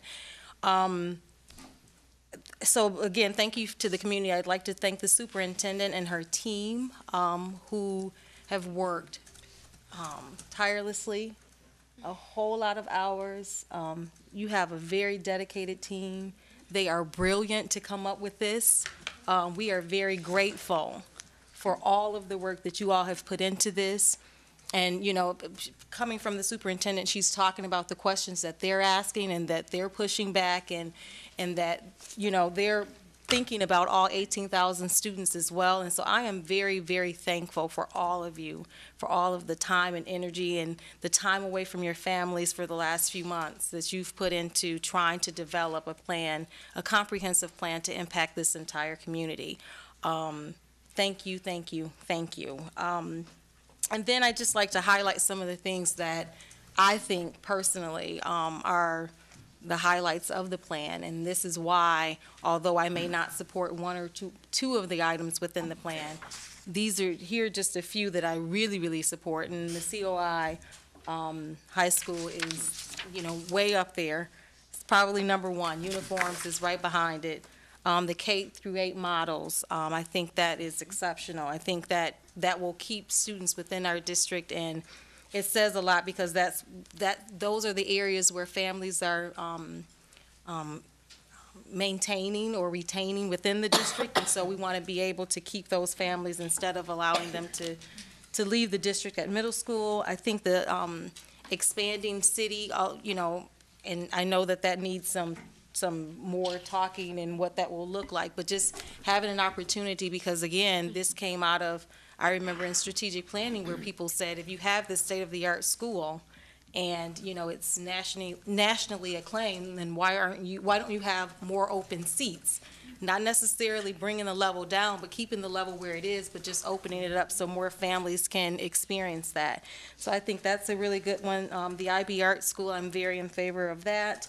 And then I think the compensation study, that was something that, coming from a business background, human resources in particular, that's something, whenever we would hear about people leaving our districts and going to other districts, it was, why can't we retain those teachers and those administrators? And so to be able to spend some time doing an extensive compensation study to make sure that we are paying what we need to pay, and then also backing that up financially, I think is extremely important. As Reverend Hoskins indicated, I think this plan not only will impact the 18,000 students within the district, but it will impact the city. And I am just as excited as Dr. Falb. I really am. That's all I've been saying to people as they've been kind of looking at me like, are you guys tired? And I'm excited. I really am excited about the next phase, which is to now put this transformation plan into action. So thank you for all of that. And if there are no other comments, we can take the vote. Okay. You have a comment on one more comment. Do we get the vote? Good question. That was a really good run for officer. That's great. You're not on the elected board member. Okay. Let this vote commence. Ross, Yes. Slade, Yes. Baker, Yes. Falb, Yes. Geetson, yes. Hoskins, Yes. O'Connor, Yes. Randalls, Yes. President Lanier. Absolutely. Motion carries 9-0.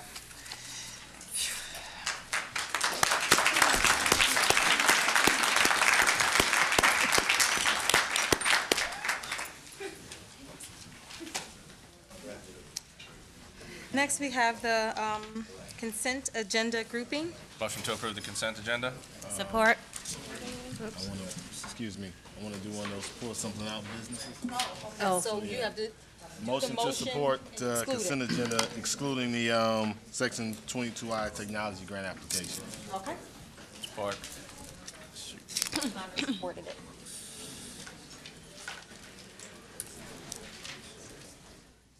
Minus the 22I, did you say? Okay. Ross, Yes. Slade, Yes. Baker, Yes. Falb, Yes. Geetson, yes. Hoskins, Yes. O'Connor, Yes. Randalls, Yes. President Lanier. Yes.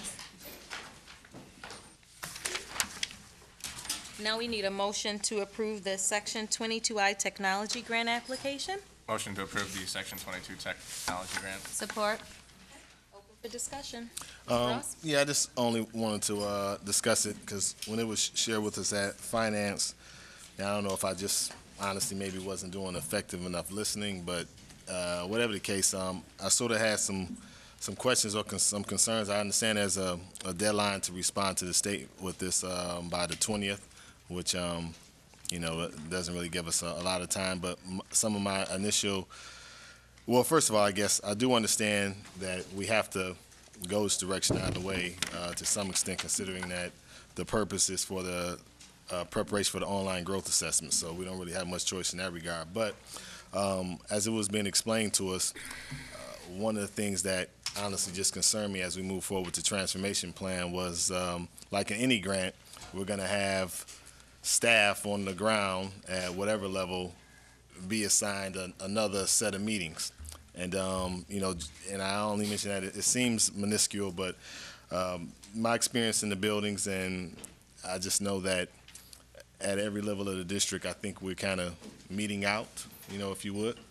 And I think, undertaking this plan really needs to be our priority. And I think all booths need to be on the ground as much as possible. And I do understand, obviously, other business continues to go on, but I was just hesitant to sign off and agree to participate in this, knowing that means in the short term. And who knows what those meetings will be, because from reading it, it doesn't sound like the state really has clear direction of what they want to do. And I'm just concerned that being at the whim of the state for folks tromping up and down to go to Lansing out of their buildings, or central office folks not having a chance to be in buildings because of some more meeting requirements. And again, it sounds like a small thing, but I really just want to raise it because I think the greater issue is that we need to begin to be a little more thoughtful about things we sign off on for the sake of a couple dollars. And the $10 per pupil piece in this case, yes, we have to move in that direction anyway,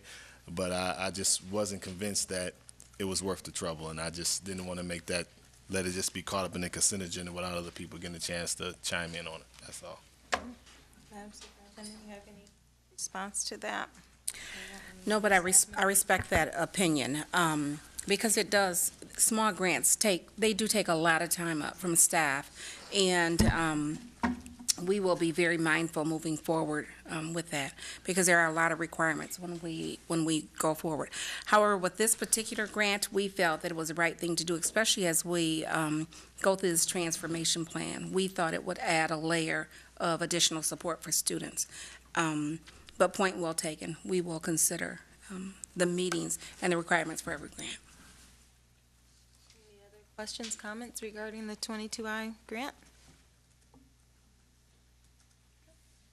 Ross, Yes. Slade, Yes. Baker, Yes. Balb, Yes. Eaton, yes, Hoskins, Yes. O'Connor, Yes. Randalls, Yes. President Lanier. Yes. Motion carries 9-0. Discussion item? Legislative update? Do you have anything? You have anything? Wasn't expecting this, but I'll, It's on the agenda. lame duck is over. Education Achievement Authority, the parent trigger, the parent notification legislation all failed to pass in lame duck. That doesn't mean they're totally dead. They're dead for that session. We anticipate those will reemerge during the next session. We had a lot of great discussions and built up some relationship and credibility with the governor's office and the House and Senate members, and are looking forward to this next session. What's the parent notification? This is legislation that would require that any teacher that was rated ineffective, that a letter would go home to the parent, and the parent would have to be notified of that and opt back into the class, their child into the classroom. The original version as introduced was after 1 year of ineffective. The revised version said after 2 years, and it still failed to get the votes necessary in the legislature. I don't know whether it's pertinent to this meeting, but we had something shared in finance this morning regarding something tagged on, requirement to pay retirement costs for, you're not aware of this? It's been changed. Okay. It was reported inaccurately. Okay, never mind. Thank you. Okay. Any other questions regarding the legislative update? Look, the fastest one yet. Johnny. Did you have a? Yeah, actually, John, Sorry. Too fast. We just like it and going perhaps back Larry and forth. Johnson, we've had, I was just responding to the email you sent earlier today about the concealed weapons. And could you brief us on that real quickly? The legislature did pass legislation that would change the Michigan's concealed weapons law, whereby originally, as you recall, the concealed weapons law prohibited concealed weapons on school property, church property, bars, hospitals, and I think there were some others. However, it did not prohibit open carry. As you recall, we had an incident at a voting booth where an individual was rightfully, apparently, carrying open carry.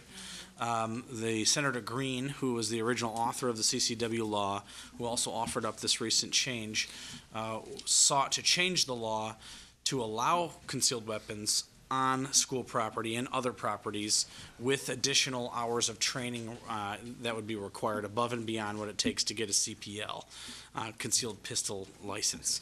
At one point, there was also language added that would provide schools with the ability to opt out by creating weapons-free zones.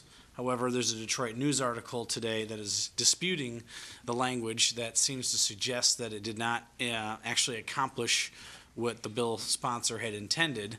Therefore, we may not have the ability to opt out because it applies it to private property, not to public property.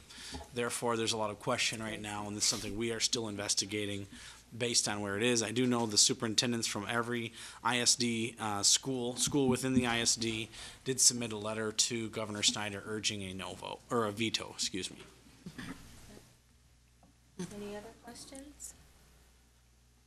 You have any thoughts on it, Larry? No, I think John covered it very well. We got to see you on hardball. Larry was on hardball. I didn't see it. I saw it. All right. All set. Thanks, John. Thanks, Larry. Thanks, John. Give Larry a heart. For non-agenda? Yes. First, David LeGrand, Louise Wilson, and Paul Helder. Please come on down.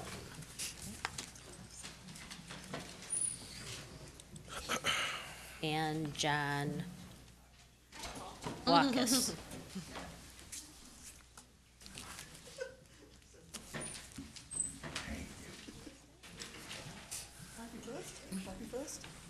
Ladies first. Where's David? He left. He left? Okay. He left. I don't know if he's still. All right, Louise Wilson. John Walkus, come on down. Hi, I'm Louise Wilson. Sorry for the voice, I'm not well. Now that you've voted for the transformation plan, I'd like you to consider the ramifications of applying for a new state code for the Centers of Innovation. As we roll toward the MME testing this year, we know that we can build on prior year's success under the state's safe harbor rules to evaluate our annual yearly progress. When we change to a new state code, safe harbor is gone. One of the ways we could improve performance on the 11th grade MME is to include only students who've almost completed 11th grade. The current board policy 7600-R-2 requires that students who complete sufficient credits become 11th graders at the end of January. You have recently spent $95,000, thank you very much, to provide materials to be used during the fall semester to help students in 11th grade with test preparation.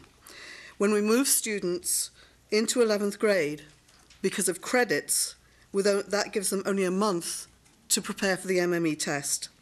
And so students who most need that help don't receive it because they were in 10th grade during that semester. In addition, not all credits are created equal under the new state graduation requirements and for MME. A student without credits in English and math is not prepared to do well on the MME, regardless of the number of credits they have earned in other subjects. I would ask for you to consider a high school promotion policy that reflects this need, where students in 11th grade will have passed half of their state-required math and English credits, so that they're prepared to be successful on the MME. This would also be more transparent to students and parents, so 11th graders would indeed know that they are on track to graduate. Thank you very much.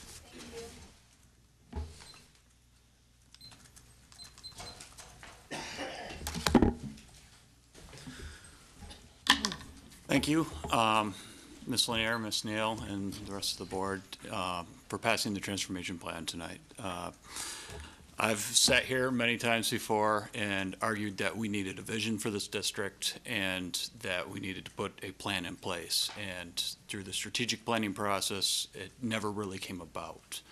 With this transformation plan and the recent changes in this past year in this district, we finally have a plan. We finally are moving forward with a clean, clear vision. And I thank you for putting that in place and working towards that goal. I'm excited, especially about some of the reinvestments. More familiar with the secondary education, but I think the Center of Innovation High is an excellent opportunity as a reinvestment, getting away from the blended learning that was really damaging to this district and moving where we have teachers and instructors and opportunities for more kids. I'm very excited about the opportunities for City High. I think that is an awesome program that, more people have the opportunity to join in. As Ms. Lanier said, where we expand that opening and the move to the Crescent facility offers the space for that program to go. So I'm really excited about that. And, this plan also extends adding some resources to that program. And contrary to a perception in the community, City is not a resource-rich program. City is one of the thinnest resource programs that we have. We have a high level of success due to the people and the commitment of the staff there. And the students are, what makes that program work. So I'm glad to see that we're getting some more resources within that program. I do encourage you to continue the dialogue as you've done to this point through the implementation. There are many open issues that the community should be worked with on. There remains barriers for entry for families and GRPS and families that are considering moving into the city of Grand Rapids. I encourage this board to continue to look at, understand those barriers and to remove those barriers so we have more people moving into Grand Rapids, more families deciding to stay and make GRPS their school of choice. As this plan includes 2 varsity athletic programs, I would encourage that we find a way that students have the opportunity to that go to school together, have the opportunity to play together. How we do that is going to be difficult with the number of high schools that we have, but that is one thing that's been kind of overlooked as we've discussed this plan. That's not a clear thing, so I can get back to the point of, let's make this an open dialogue and engage the people. Let's look at where these kids are coming from, who's playing, on these teams, and work to get these kids playing together when they're going to school together. And I'd just like to close and say thank you for your work and dedication, and a special thanks to Reverend Hoskins and Ms. Keatson for your dedication over the past few years. Thank you. John.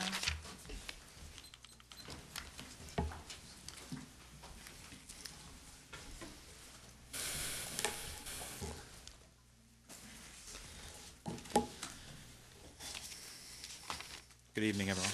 Good evening. Before I begin, I do want to say thank you to both Reverend Hoskins and Ms. Keatson for their service. We didn't always get along on every issue, but at least we were able to talk.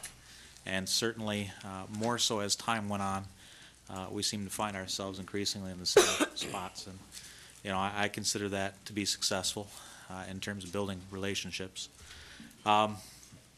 You will be missed.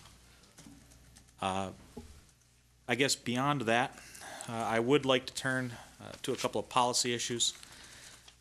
Again, however this is going to go down, I do think that if there's a way to build a year-long schedule for committees so people know when they're going to be, I know there are a lot of people in the community that would appreciate that. We do not yet have a transfer policy, although I think we're maybe getting close to that. We do not have a layoff policy. We're still in compliance with the law on those things. That's not a problem. Okay? We do not have an evaluation policy. We are not in compliance on that. In addition, there are a number of other policies that should probably be considered as directives to moving forward. I'd like perhaps for the board to consider, there was a time, I'm sure Superintendent Neal remembers this, when everyone at Franklin campus was asked to substitute so that they had the experience of being in the buildings with children. We have a substitute problem right now. Perhaps that would help alleviate it. Likewise, I think we need to make sure that the policies that the board adopts are actually being followed and are being transmitted correctly. It's come to my attention that there was a policy, the attendance policy in fact, that was recently transmitted to parents throughout the district on how attendance was going to work. That policy is not the policy that was adopted by the board.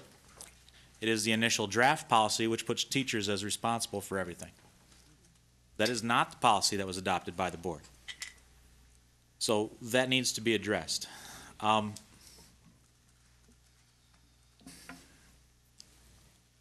have to be a little careful as lead bargainer. But I heard something tonight that caught my attention, and I'm hoping someone can clarify it for me, because it affected me, and not in a positive way. And I know that I just heard someone say we have money set aside for a compensation study for our teaching staff. We just had a study on the compensation for the teaching staff. Do we not like the outcome? Will we have more studies until we get the right result? Who is paying for this study? The Grand Rapids Press puts out a compensation report every year. It's a simple matter to FOIA the other 22 school districts, 21, excuse me, in Kent County, and ask for copies of their contract. I have most of that information. I'm happy to share it with you for free. You don't need to set aside money for that. We need to settle this contract. And I'm concerned that, if we do study after study after study till we get what we want, that's not going to happen. And I think that's as much as I can say about it. And I'm hoping that I just misunderstood that, or that it was just one of those turn of phrase things that, my ears perked up and that's not what was meant. I don't know. So whatever you can do to help me with that, I appreciate it. Thank you. Thank you. Superintendent Neal. I would like to thank the students and staff members, as well as members of this community, my direct staff that I've worked with so closely on this transformation plan. I have a group of people that I've worked with now for the past 2.5 months. answering the questions, and it's too many to name, but I do thank you. But I especially want to thank the board members here. This is very, very hard work. It is a very difficult decision, and I assure you that it has really been an honor to work with these board members here on this plan. They have taken every single recommendation to heart, and I agree. I don't like everything that's in the plan, but I will say the 9 members of this team, they have pushed each other, they've pushed on me, they've pushed on the staff, and at the end of the day, we did not take it personally, and I think that's great, and it's really hard to do when you get in a room and ask these questions. We have looked at this district 5 to 10 years out, and we've made those decisions that we feel is right.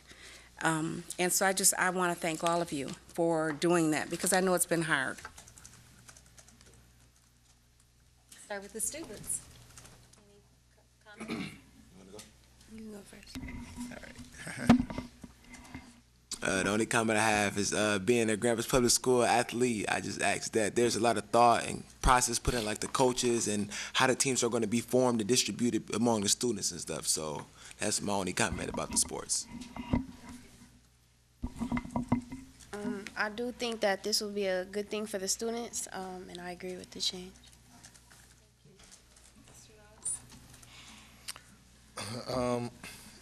Nothing major, I guess. Really, you know, as I say, really the real work begins now. So I guess for all those who do have a vested interest, whether you agree or disagree with particular things, I guess I just kind of will make a plea that your energy stays positive, because there is a lot of work that needs to be done, and if we move forward splintered, then it's just really going to make it problematic, and it's not going to be best for children, whether you personally agree or disagree. And as you know, President Lanier said, I think if we really nitpick, all of us probably could find something in here that maybe didn't mesh 100% with us. But at the end of the day, as a family, as a team, we need to go in the same direction, and this is the direction we're going.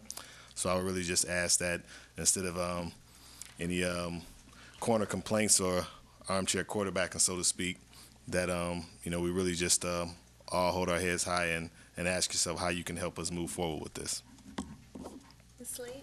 I echo a lot of that and ask the community to stay involved with us. Make sure that next time we're here, we don't see empty seats. You know, we need the input of the community, and we're here to listen and to help what we can for these kids. So stay involved, and we'll miss you guys, but maybe you'll have Monday nights free. We'll think of you. I'm going to skip you and stick with the tradition of letting you guys go last. Baker? I want to thank the people in the audience. A lot of people in the audience are people who I've listened to over the years, and to get their perspective on decisions that we're making, their thoughts about this stuff is really important, and so I definitely take it into account, and I'm glad that many of them are supportive of the decision that we're making tonight. It makes me feel good about the decisions that we made, despite the difficulty. And again, I know we've all worked hard for this. So now I want to say goodbye to Jane and Kenny, who I will miss both of them. So this is this is interesting math that we've done. This is like state of Michigan math. So Jane and Kenny ran for 4-year terms, and we got 4.5-year terms. I ran for a 1-year term and got 6.5. So It's new math. It's definitely new math.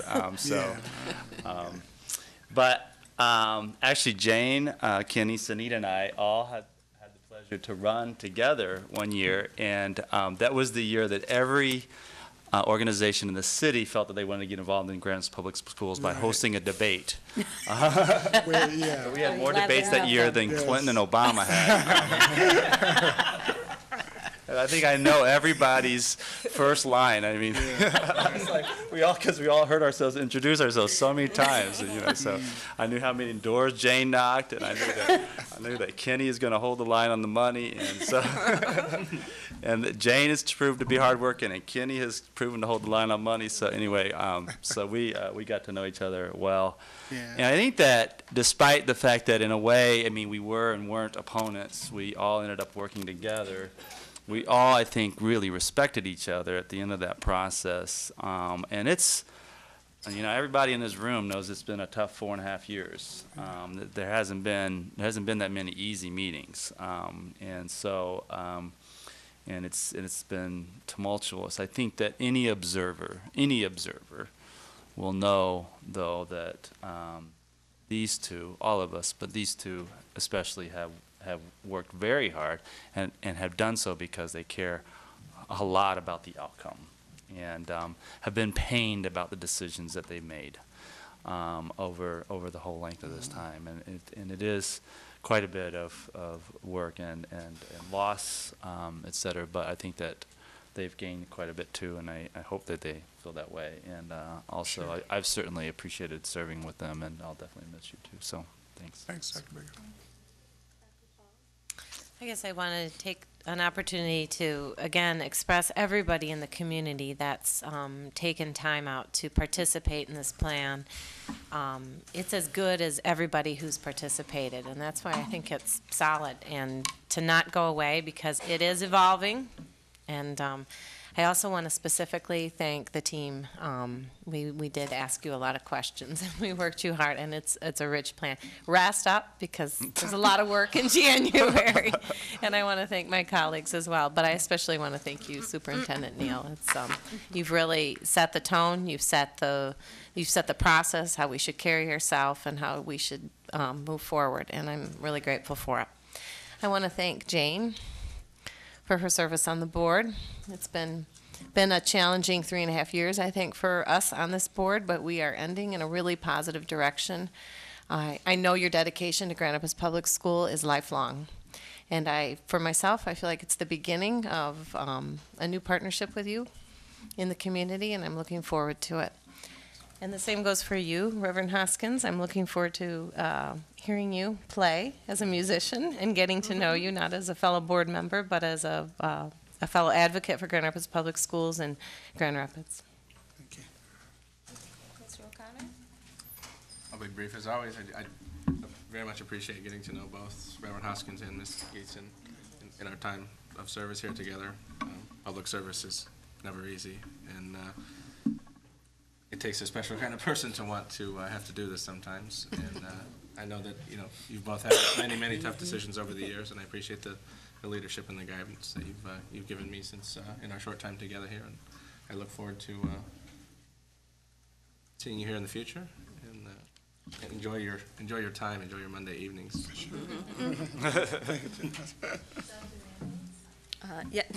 Thank you to both of you. You certainly deserve rest, but I know you guys won't rest, and you will continue to help us out and the district.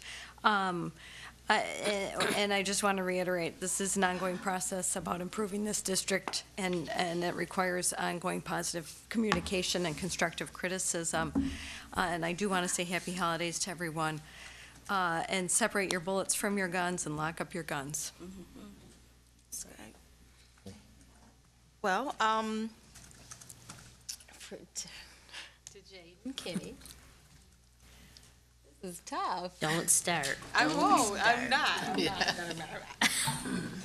Well, first, let me just say, Jane, I hadn't met you before the whole appointment business and, that election cycle that Tony just spoke of. But I remember when, in 2007, when the interviews took place for the appointment, I remember my family, I didn't watch anybody else's interview.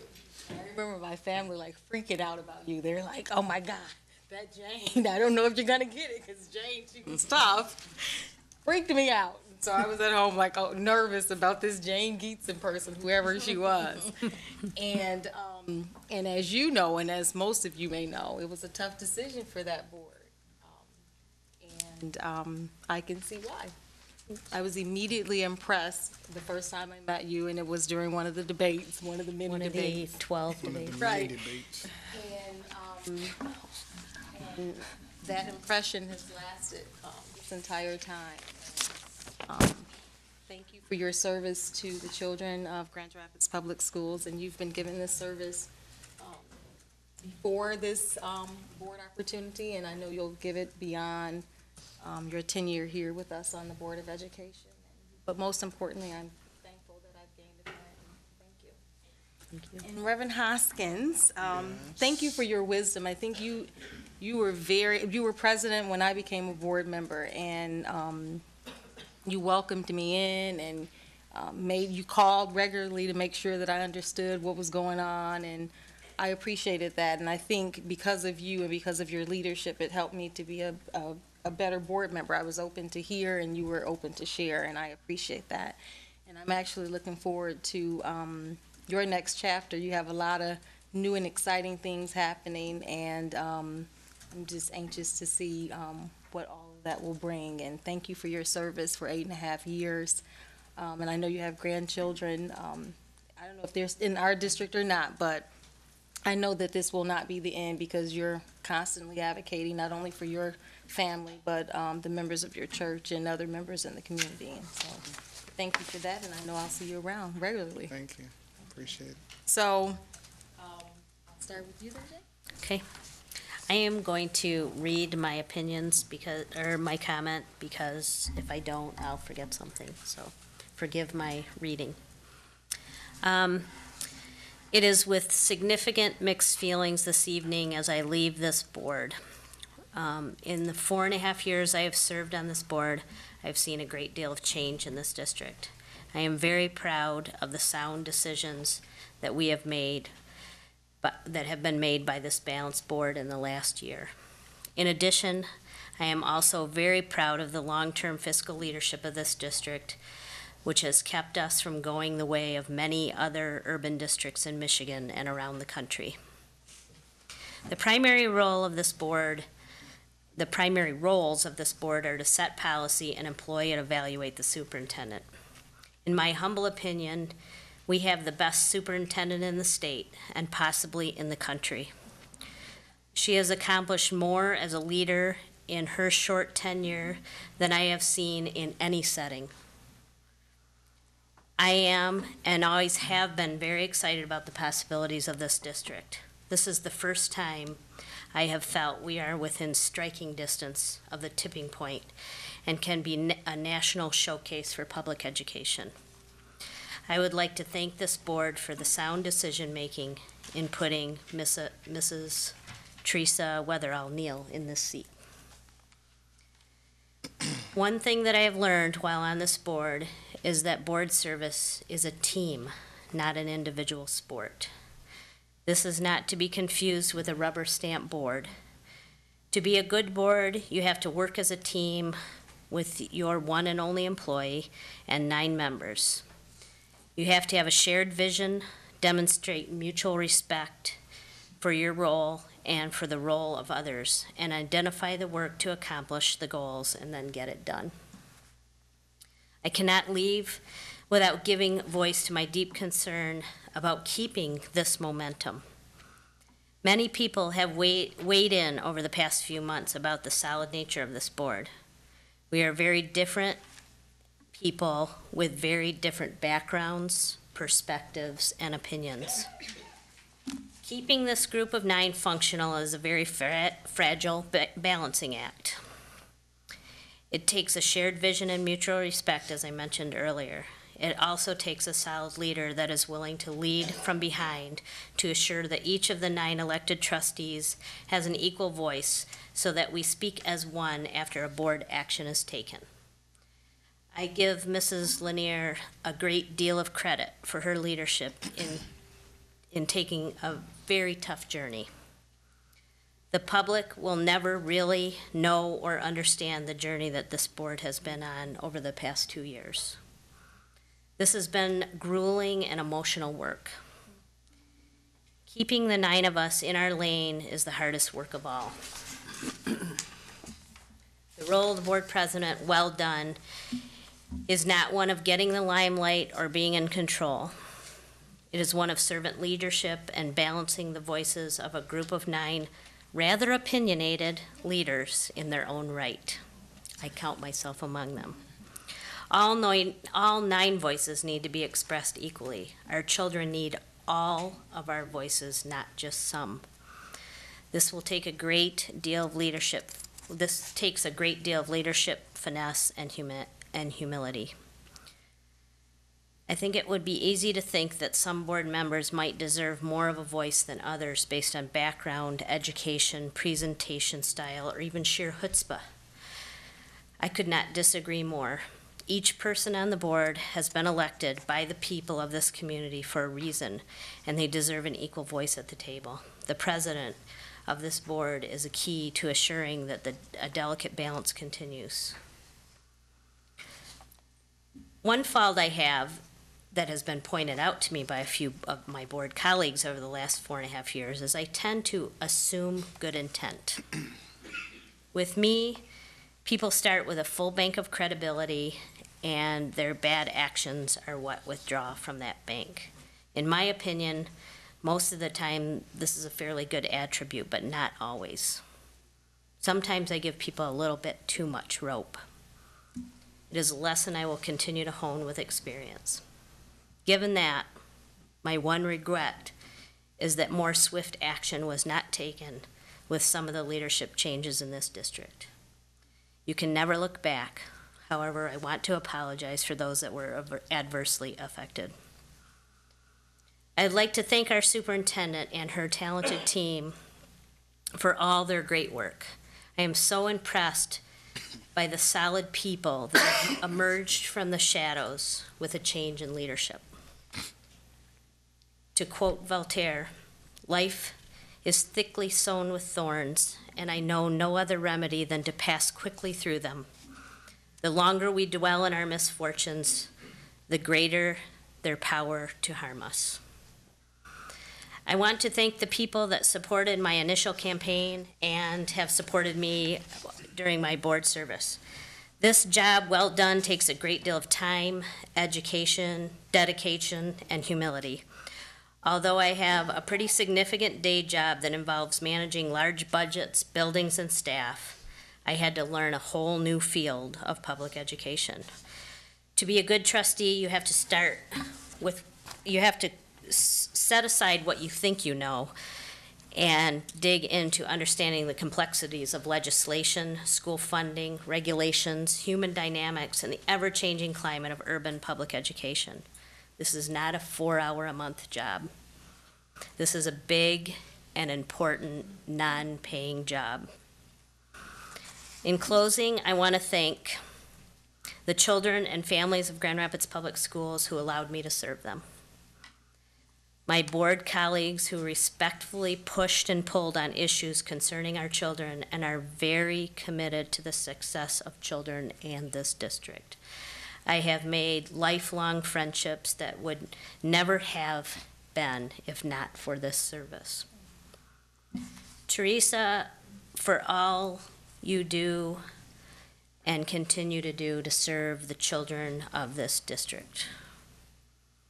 The cabinet for letting your light shine again with your new leader. I would be remiss in not thanking a longtime friend who talked us out of leaving the district 15 years ago when we adopted our oldest daughter. His name is Mr. Rick Knoll, our C.A. Frost principal. Little did he know how deeply involved we would become. My employer, Spectrum Health, who realized that the success of GRPS is critical to our organization's future and has always been hugely supportive of my role on this board. We need more employers like Spectrum Health encouraging community service at this level. My manager, Patrick O'Hara, who is always allowing me the flexibility to do what I need to do the service to serve in this capacity and encouraged me to run in the first place. My children who provide me with daily inspiration I shouldn't have looked up to do this work, and whose own school events often took second place to my board service.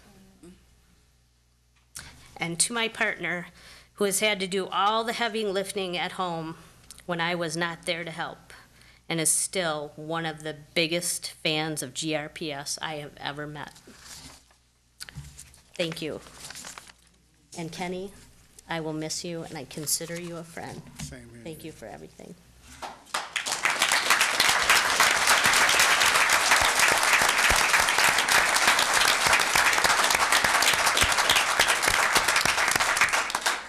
And Jane's braver than me because you brought your family. I told my family not Yeah, to and I come. made a mistake of looking up. And you looked up. I can look up because I told my family to go elsewhere tonight. Because I'm an emotional type of person, and my comments will be read also. And even though I'm a preacher, contrary to popular belief, I only have one page. Yeah, but will you be pacing around and things? See, we learned how to do that. Hallelujah. There will be an altar call, But really, I'm thankful to God for allowing me the time to serve on the Grand Rapids Board of Education. I'm also appreciative to all of you, the staff, former superintendents. Mr. Blakey, I do see him here tonight. Thank you, Mr. Blakey, for all the things, the things we talked about, and you really assisted me in some areas, and hopefully I assisted you. To Dr. Bernard Taylor, for you guys' leadership, direction, and support during the time that we worked together.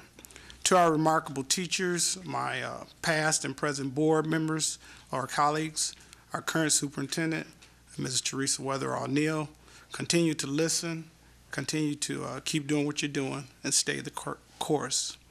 To the Grand Rapids community for allowing me to serve you for these last 8.5 years. I've always approached this work from the perspective of it being an extension of my ministry, because to me, ministry in its simplistic form means to serve. I take godly pride for the work that we have achieved together over the years, and as I've served this community. It has not always been easy, however, in the words of the late Bishop William C. Abney, I've had some good days and I've had some bad days.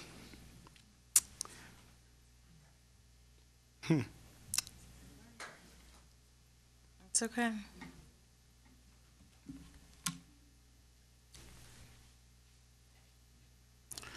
But my good days have outweighed my bad days, so I won't complain. There have been some great personal sacrifices from a number of individuals, and I'm so grateful to my family, my lovely wife, Sharonda, all of my children, my church family, Divine Grace Ministries, as they have allowed me to do this work that I have such a passion for. Excuse me. President Lanier, thank you for your strong leadership. Thank you for staying the course. Ms. Gietzen, even though we did not come into this work together, we're leaving at the same time, and I've certainly enjoyed working with you, and I too consider you a friend. To all of you that continue to sit behind this desk, stay the course. All of you are aware that it will not always be easy, but always remember to do what we vowed to do, and that is to do what is right for our children. I will miss all of you. Let me end my comments with this before I get too emotional, which I've already done. I've tried to live by this, Proverbs 3, the 3rd chapter, the 5th and 6th verse. Trust in the Lord with all thine heart, and lean not unto your own understanding, but in all thy ways acknowledge him, and he shall direct thy path. Thanks again, Grand Rapids, for allowing me to serve you these 8.5 years, and Merry Christmas, and may God bless each and every one of you.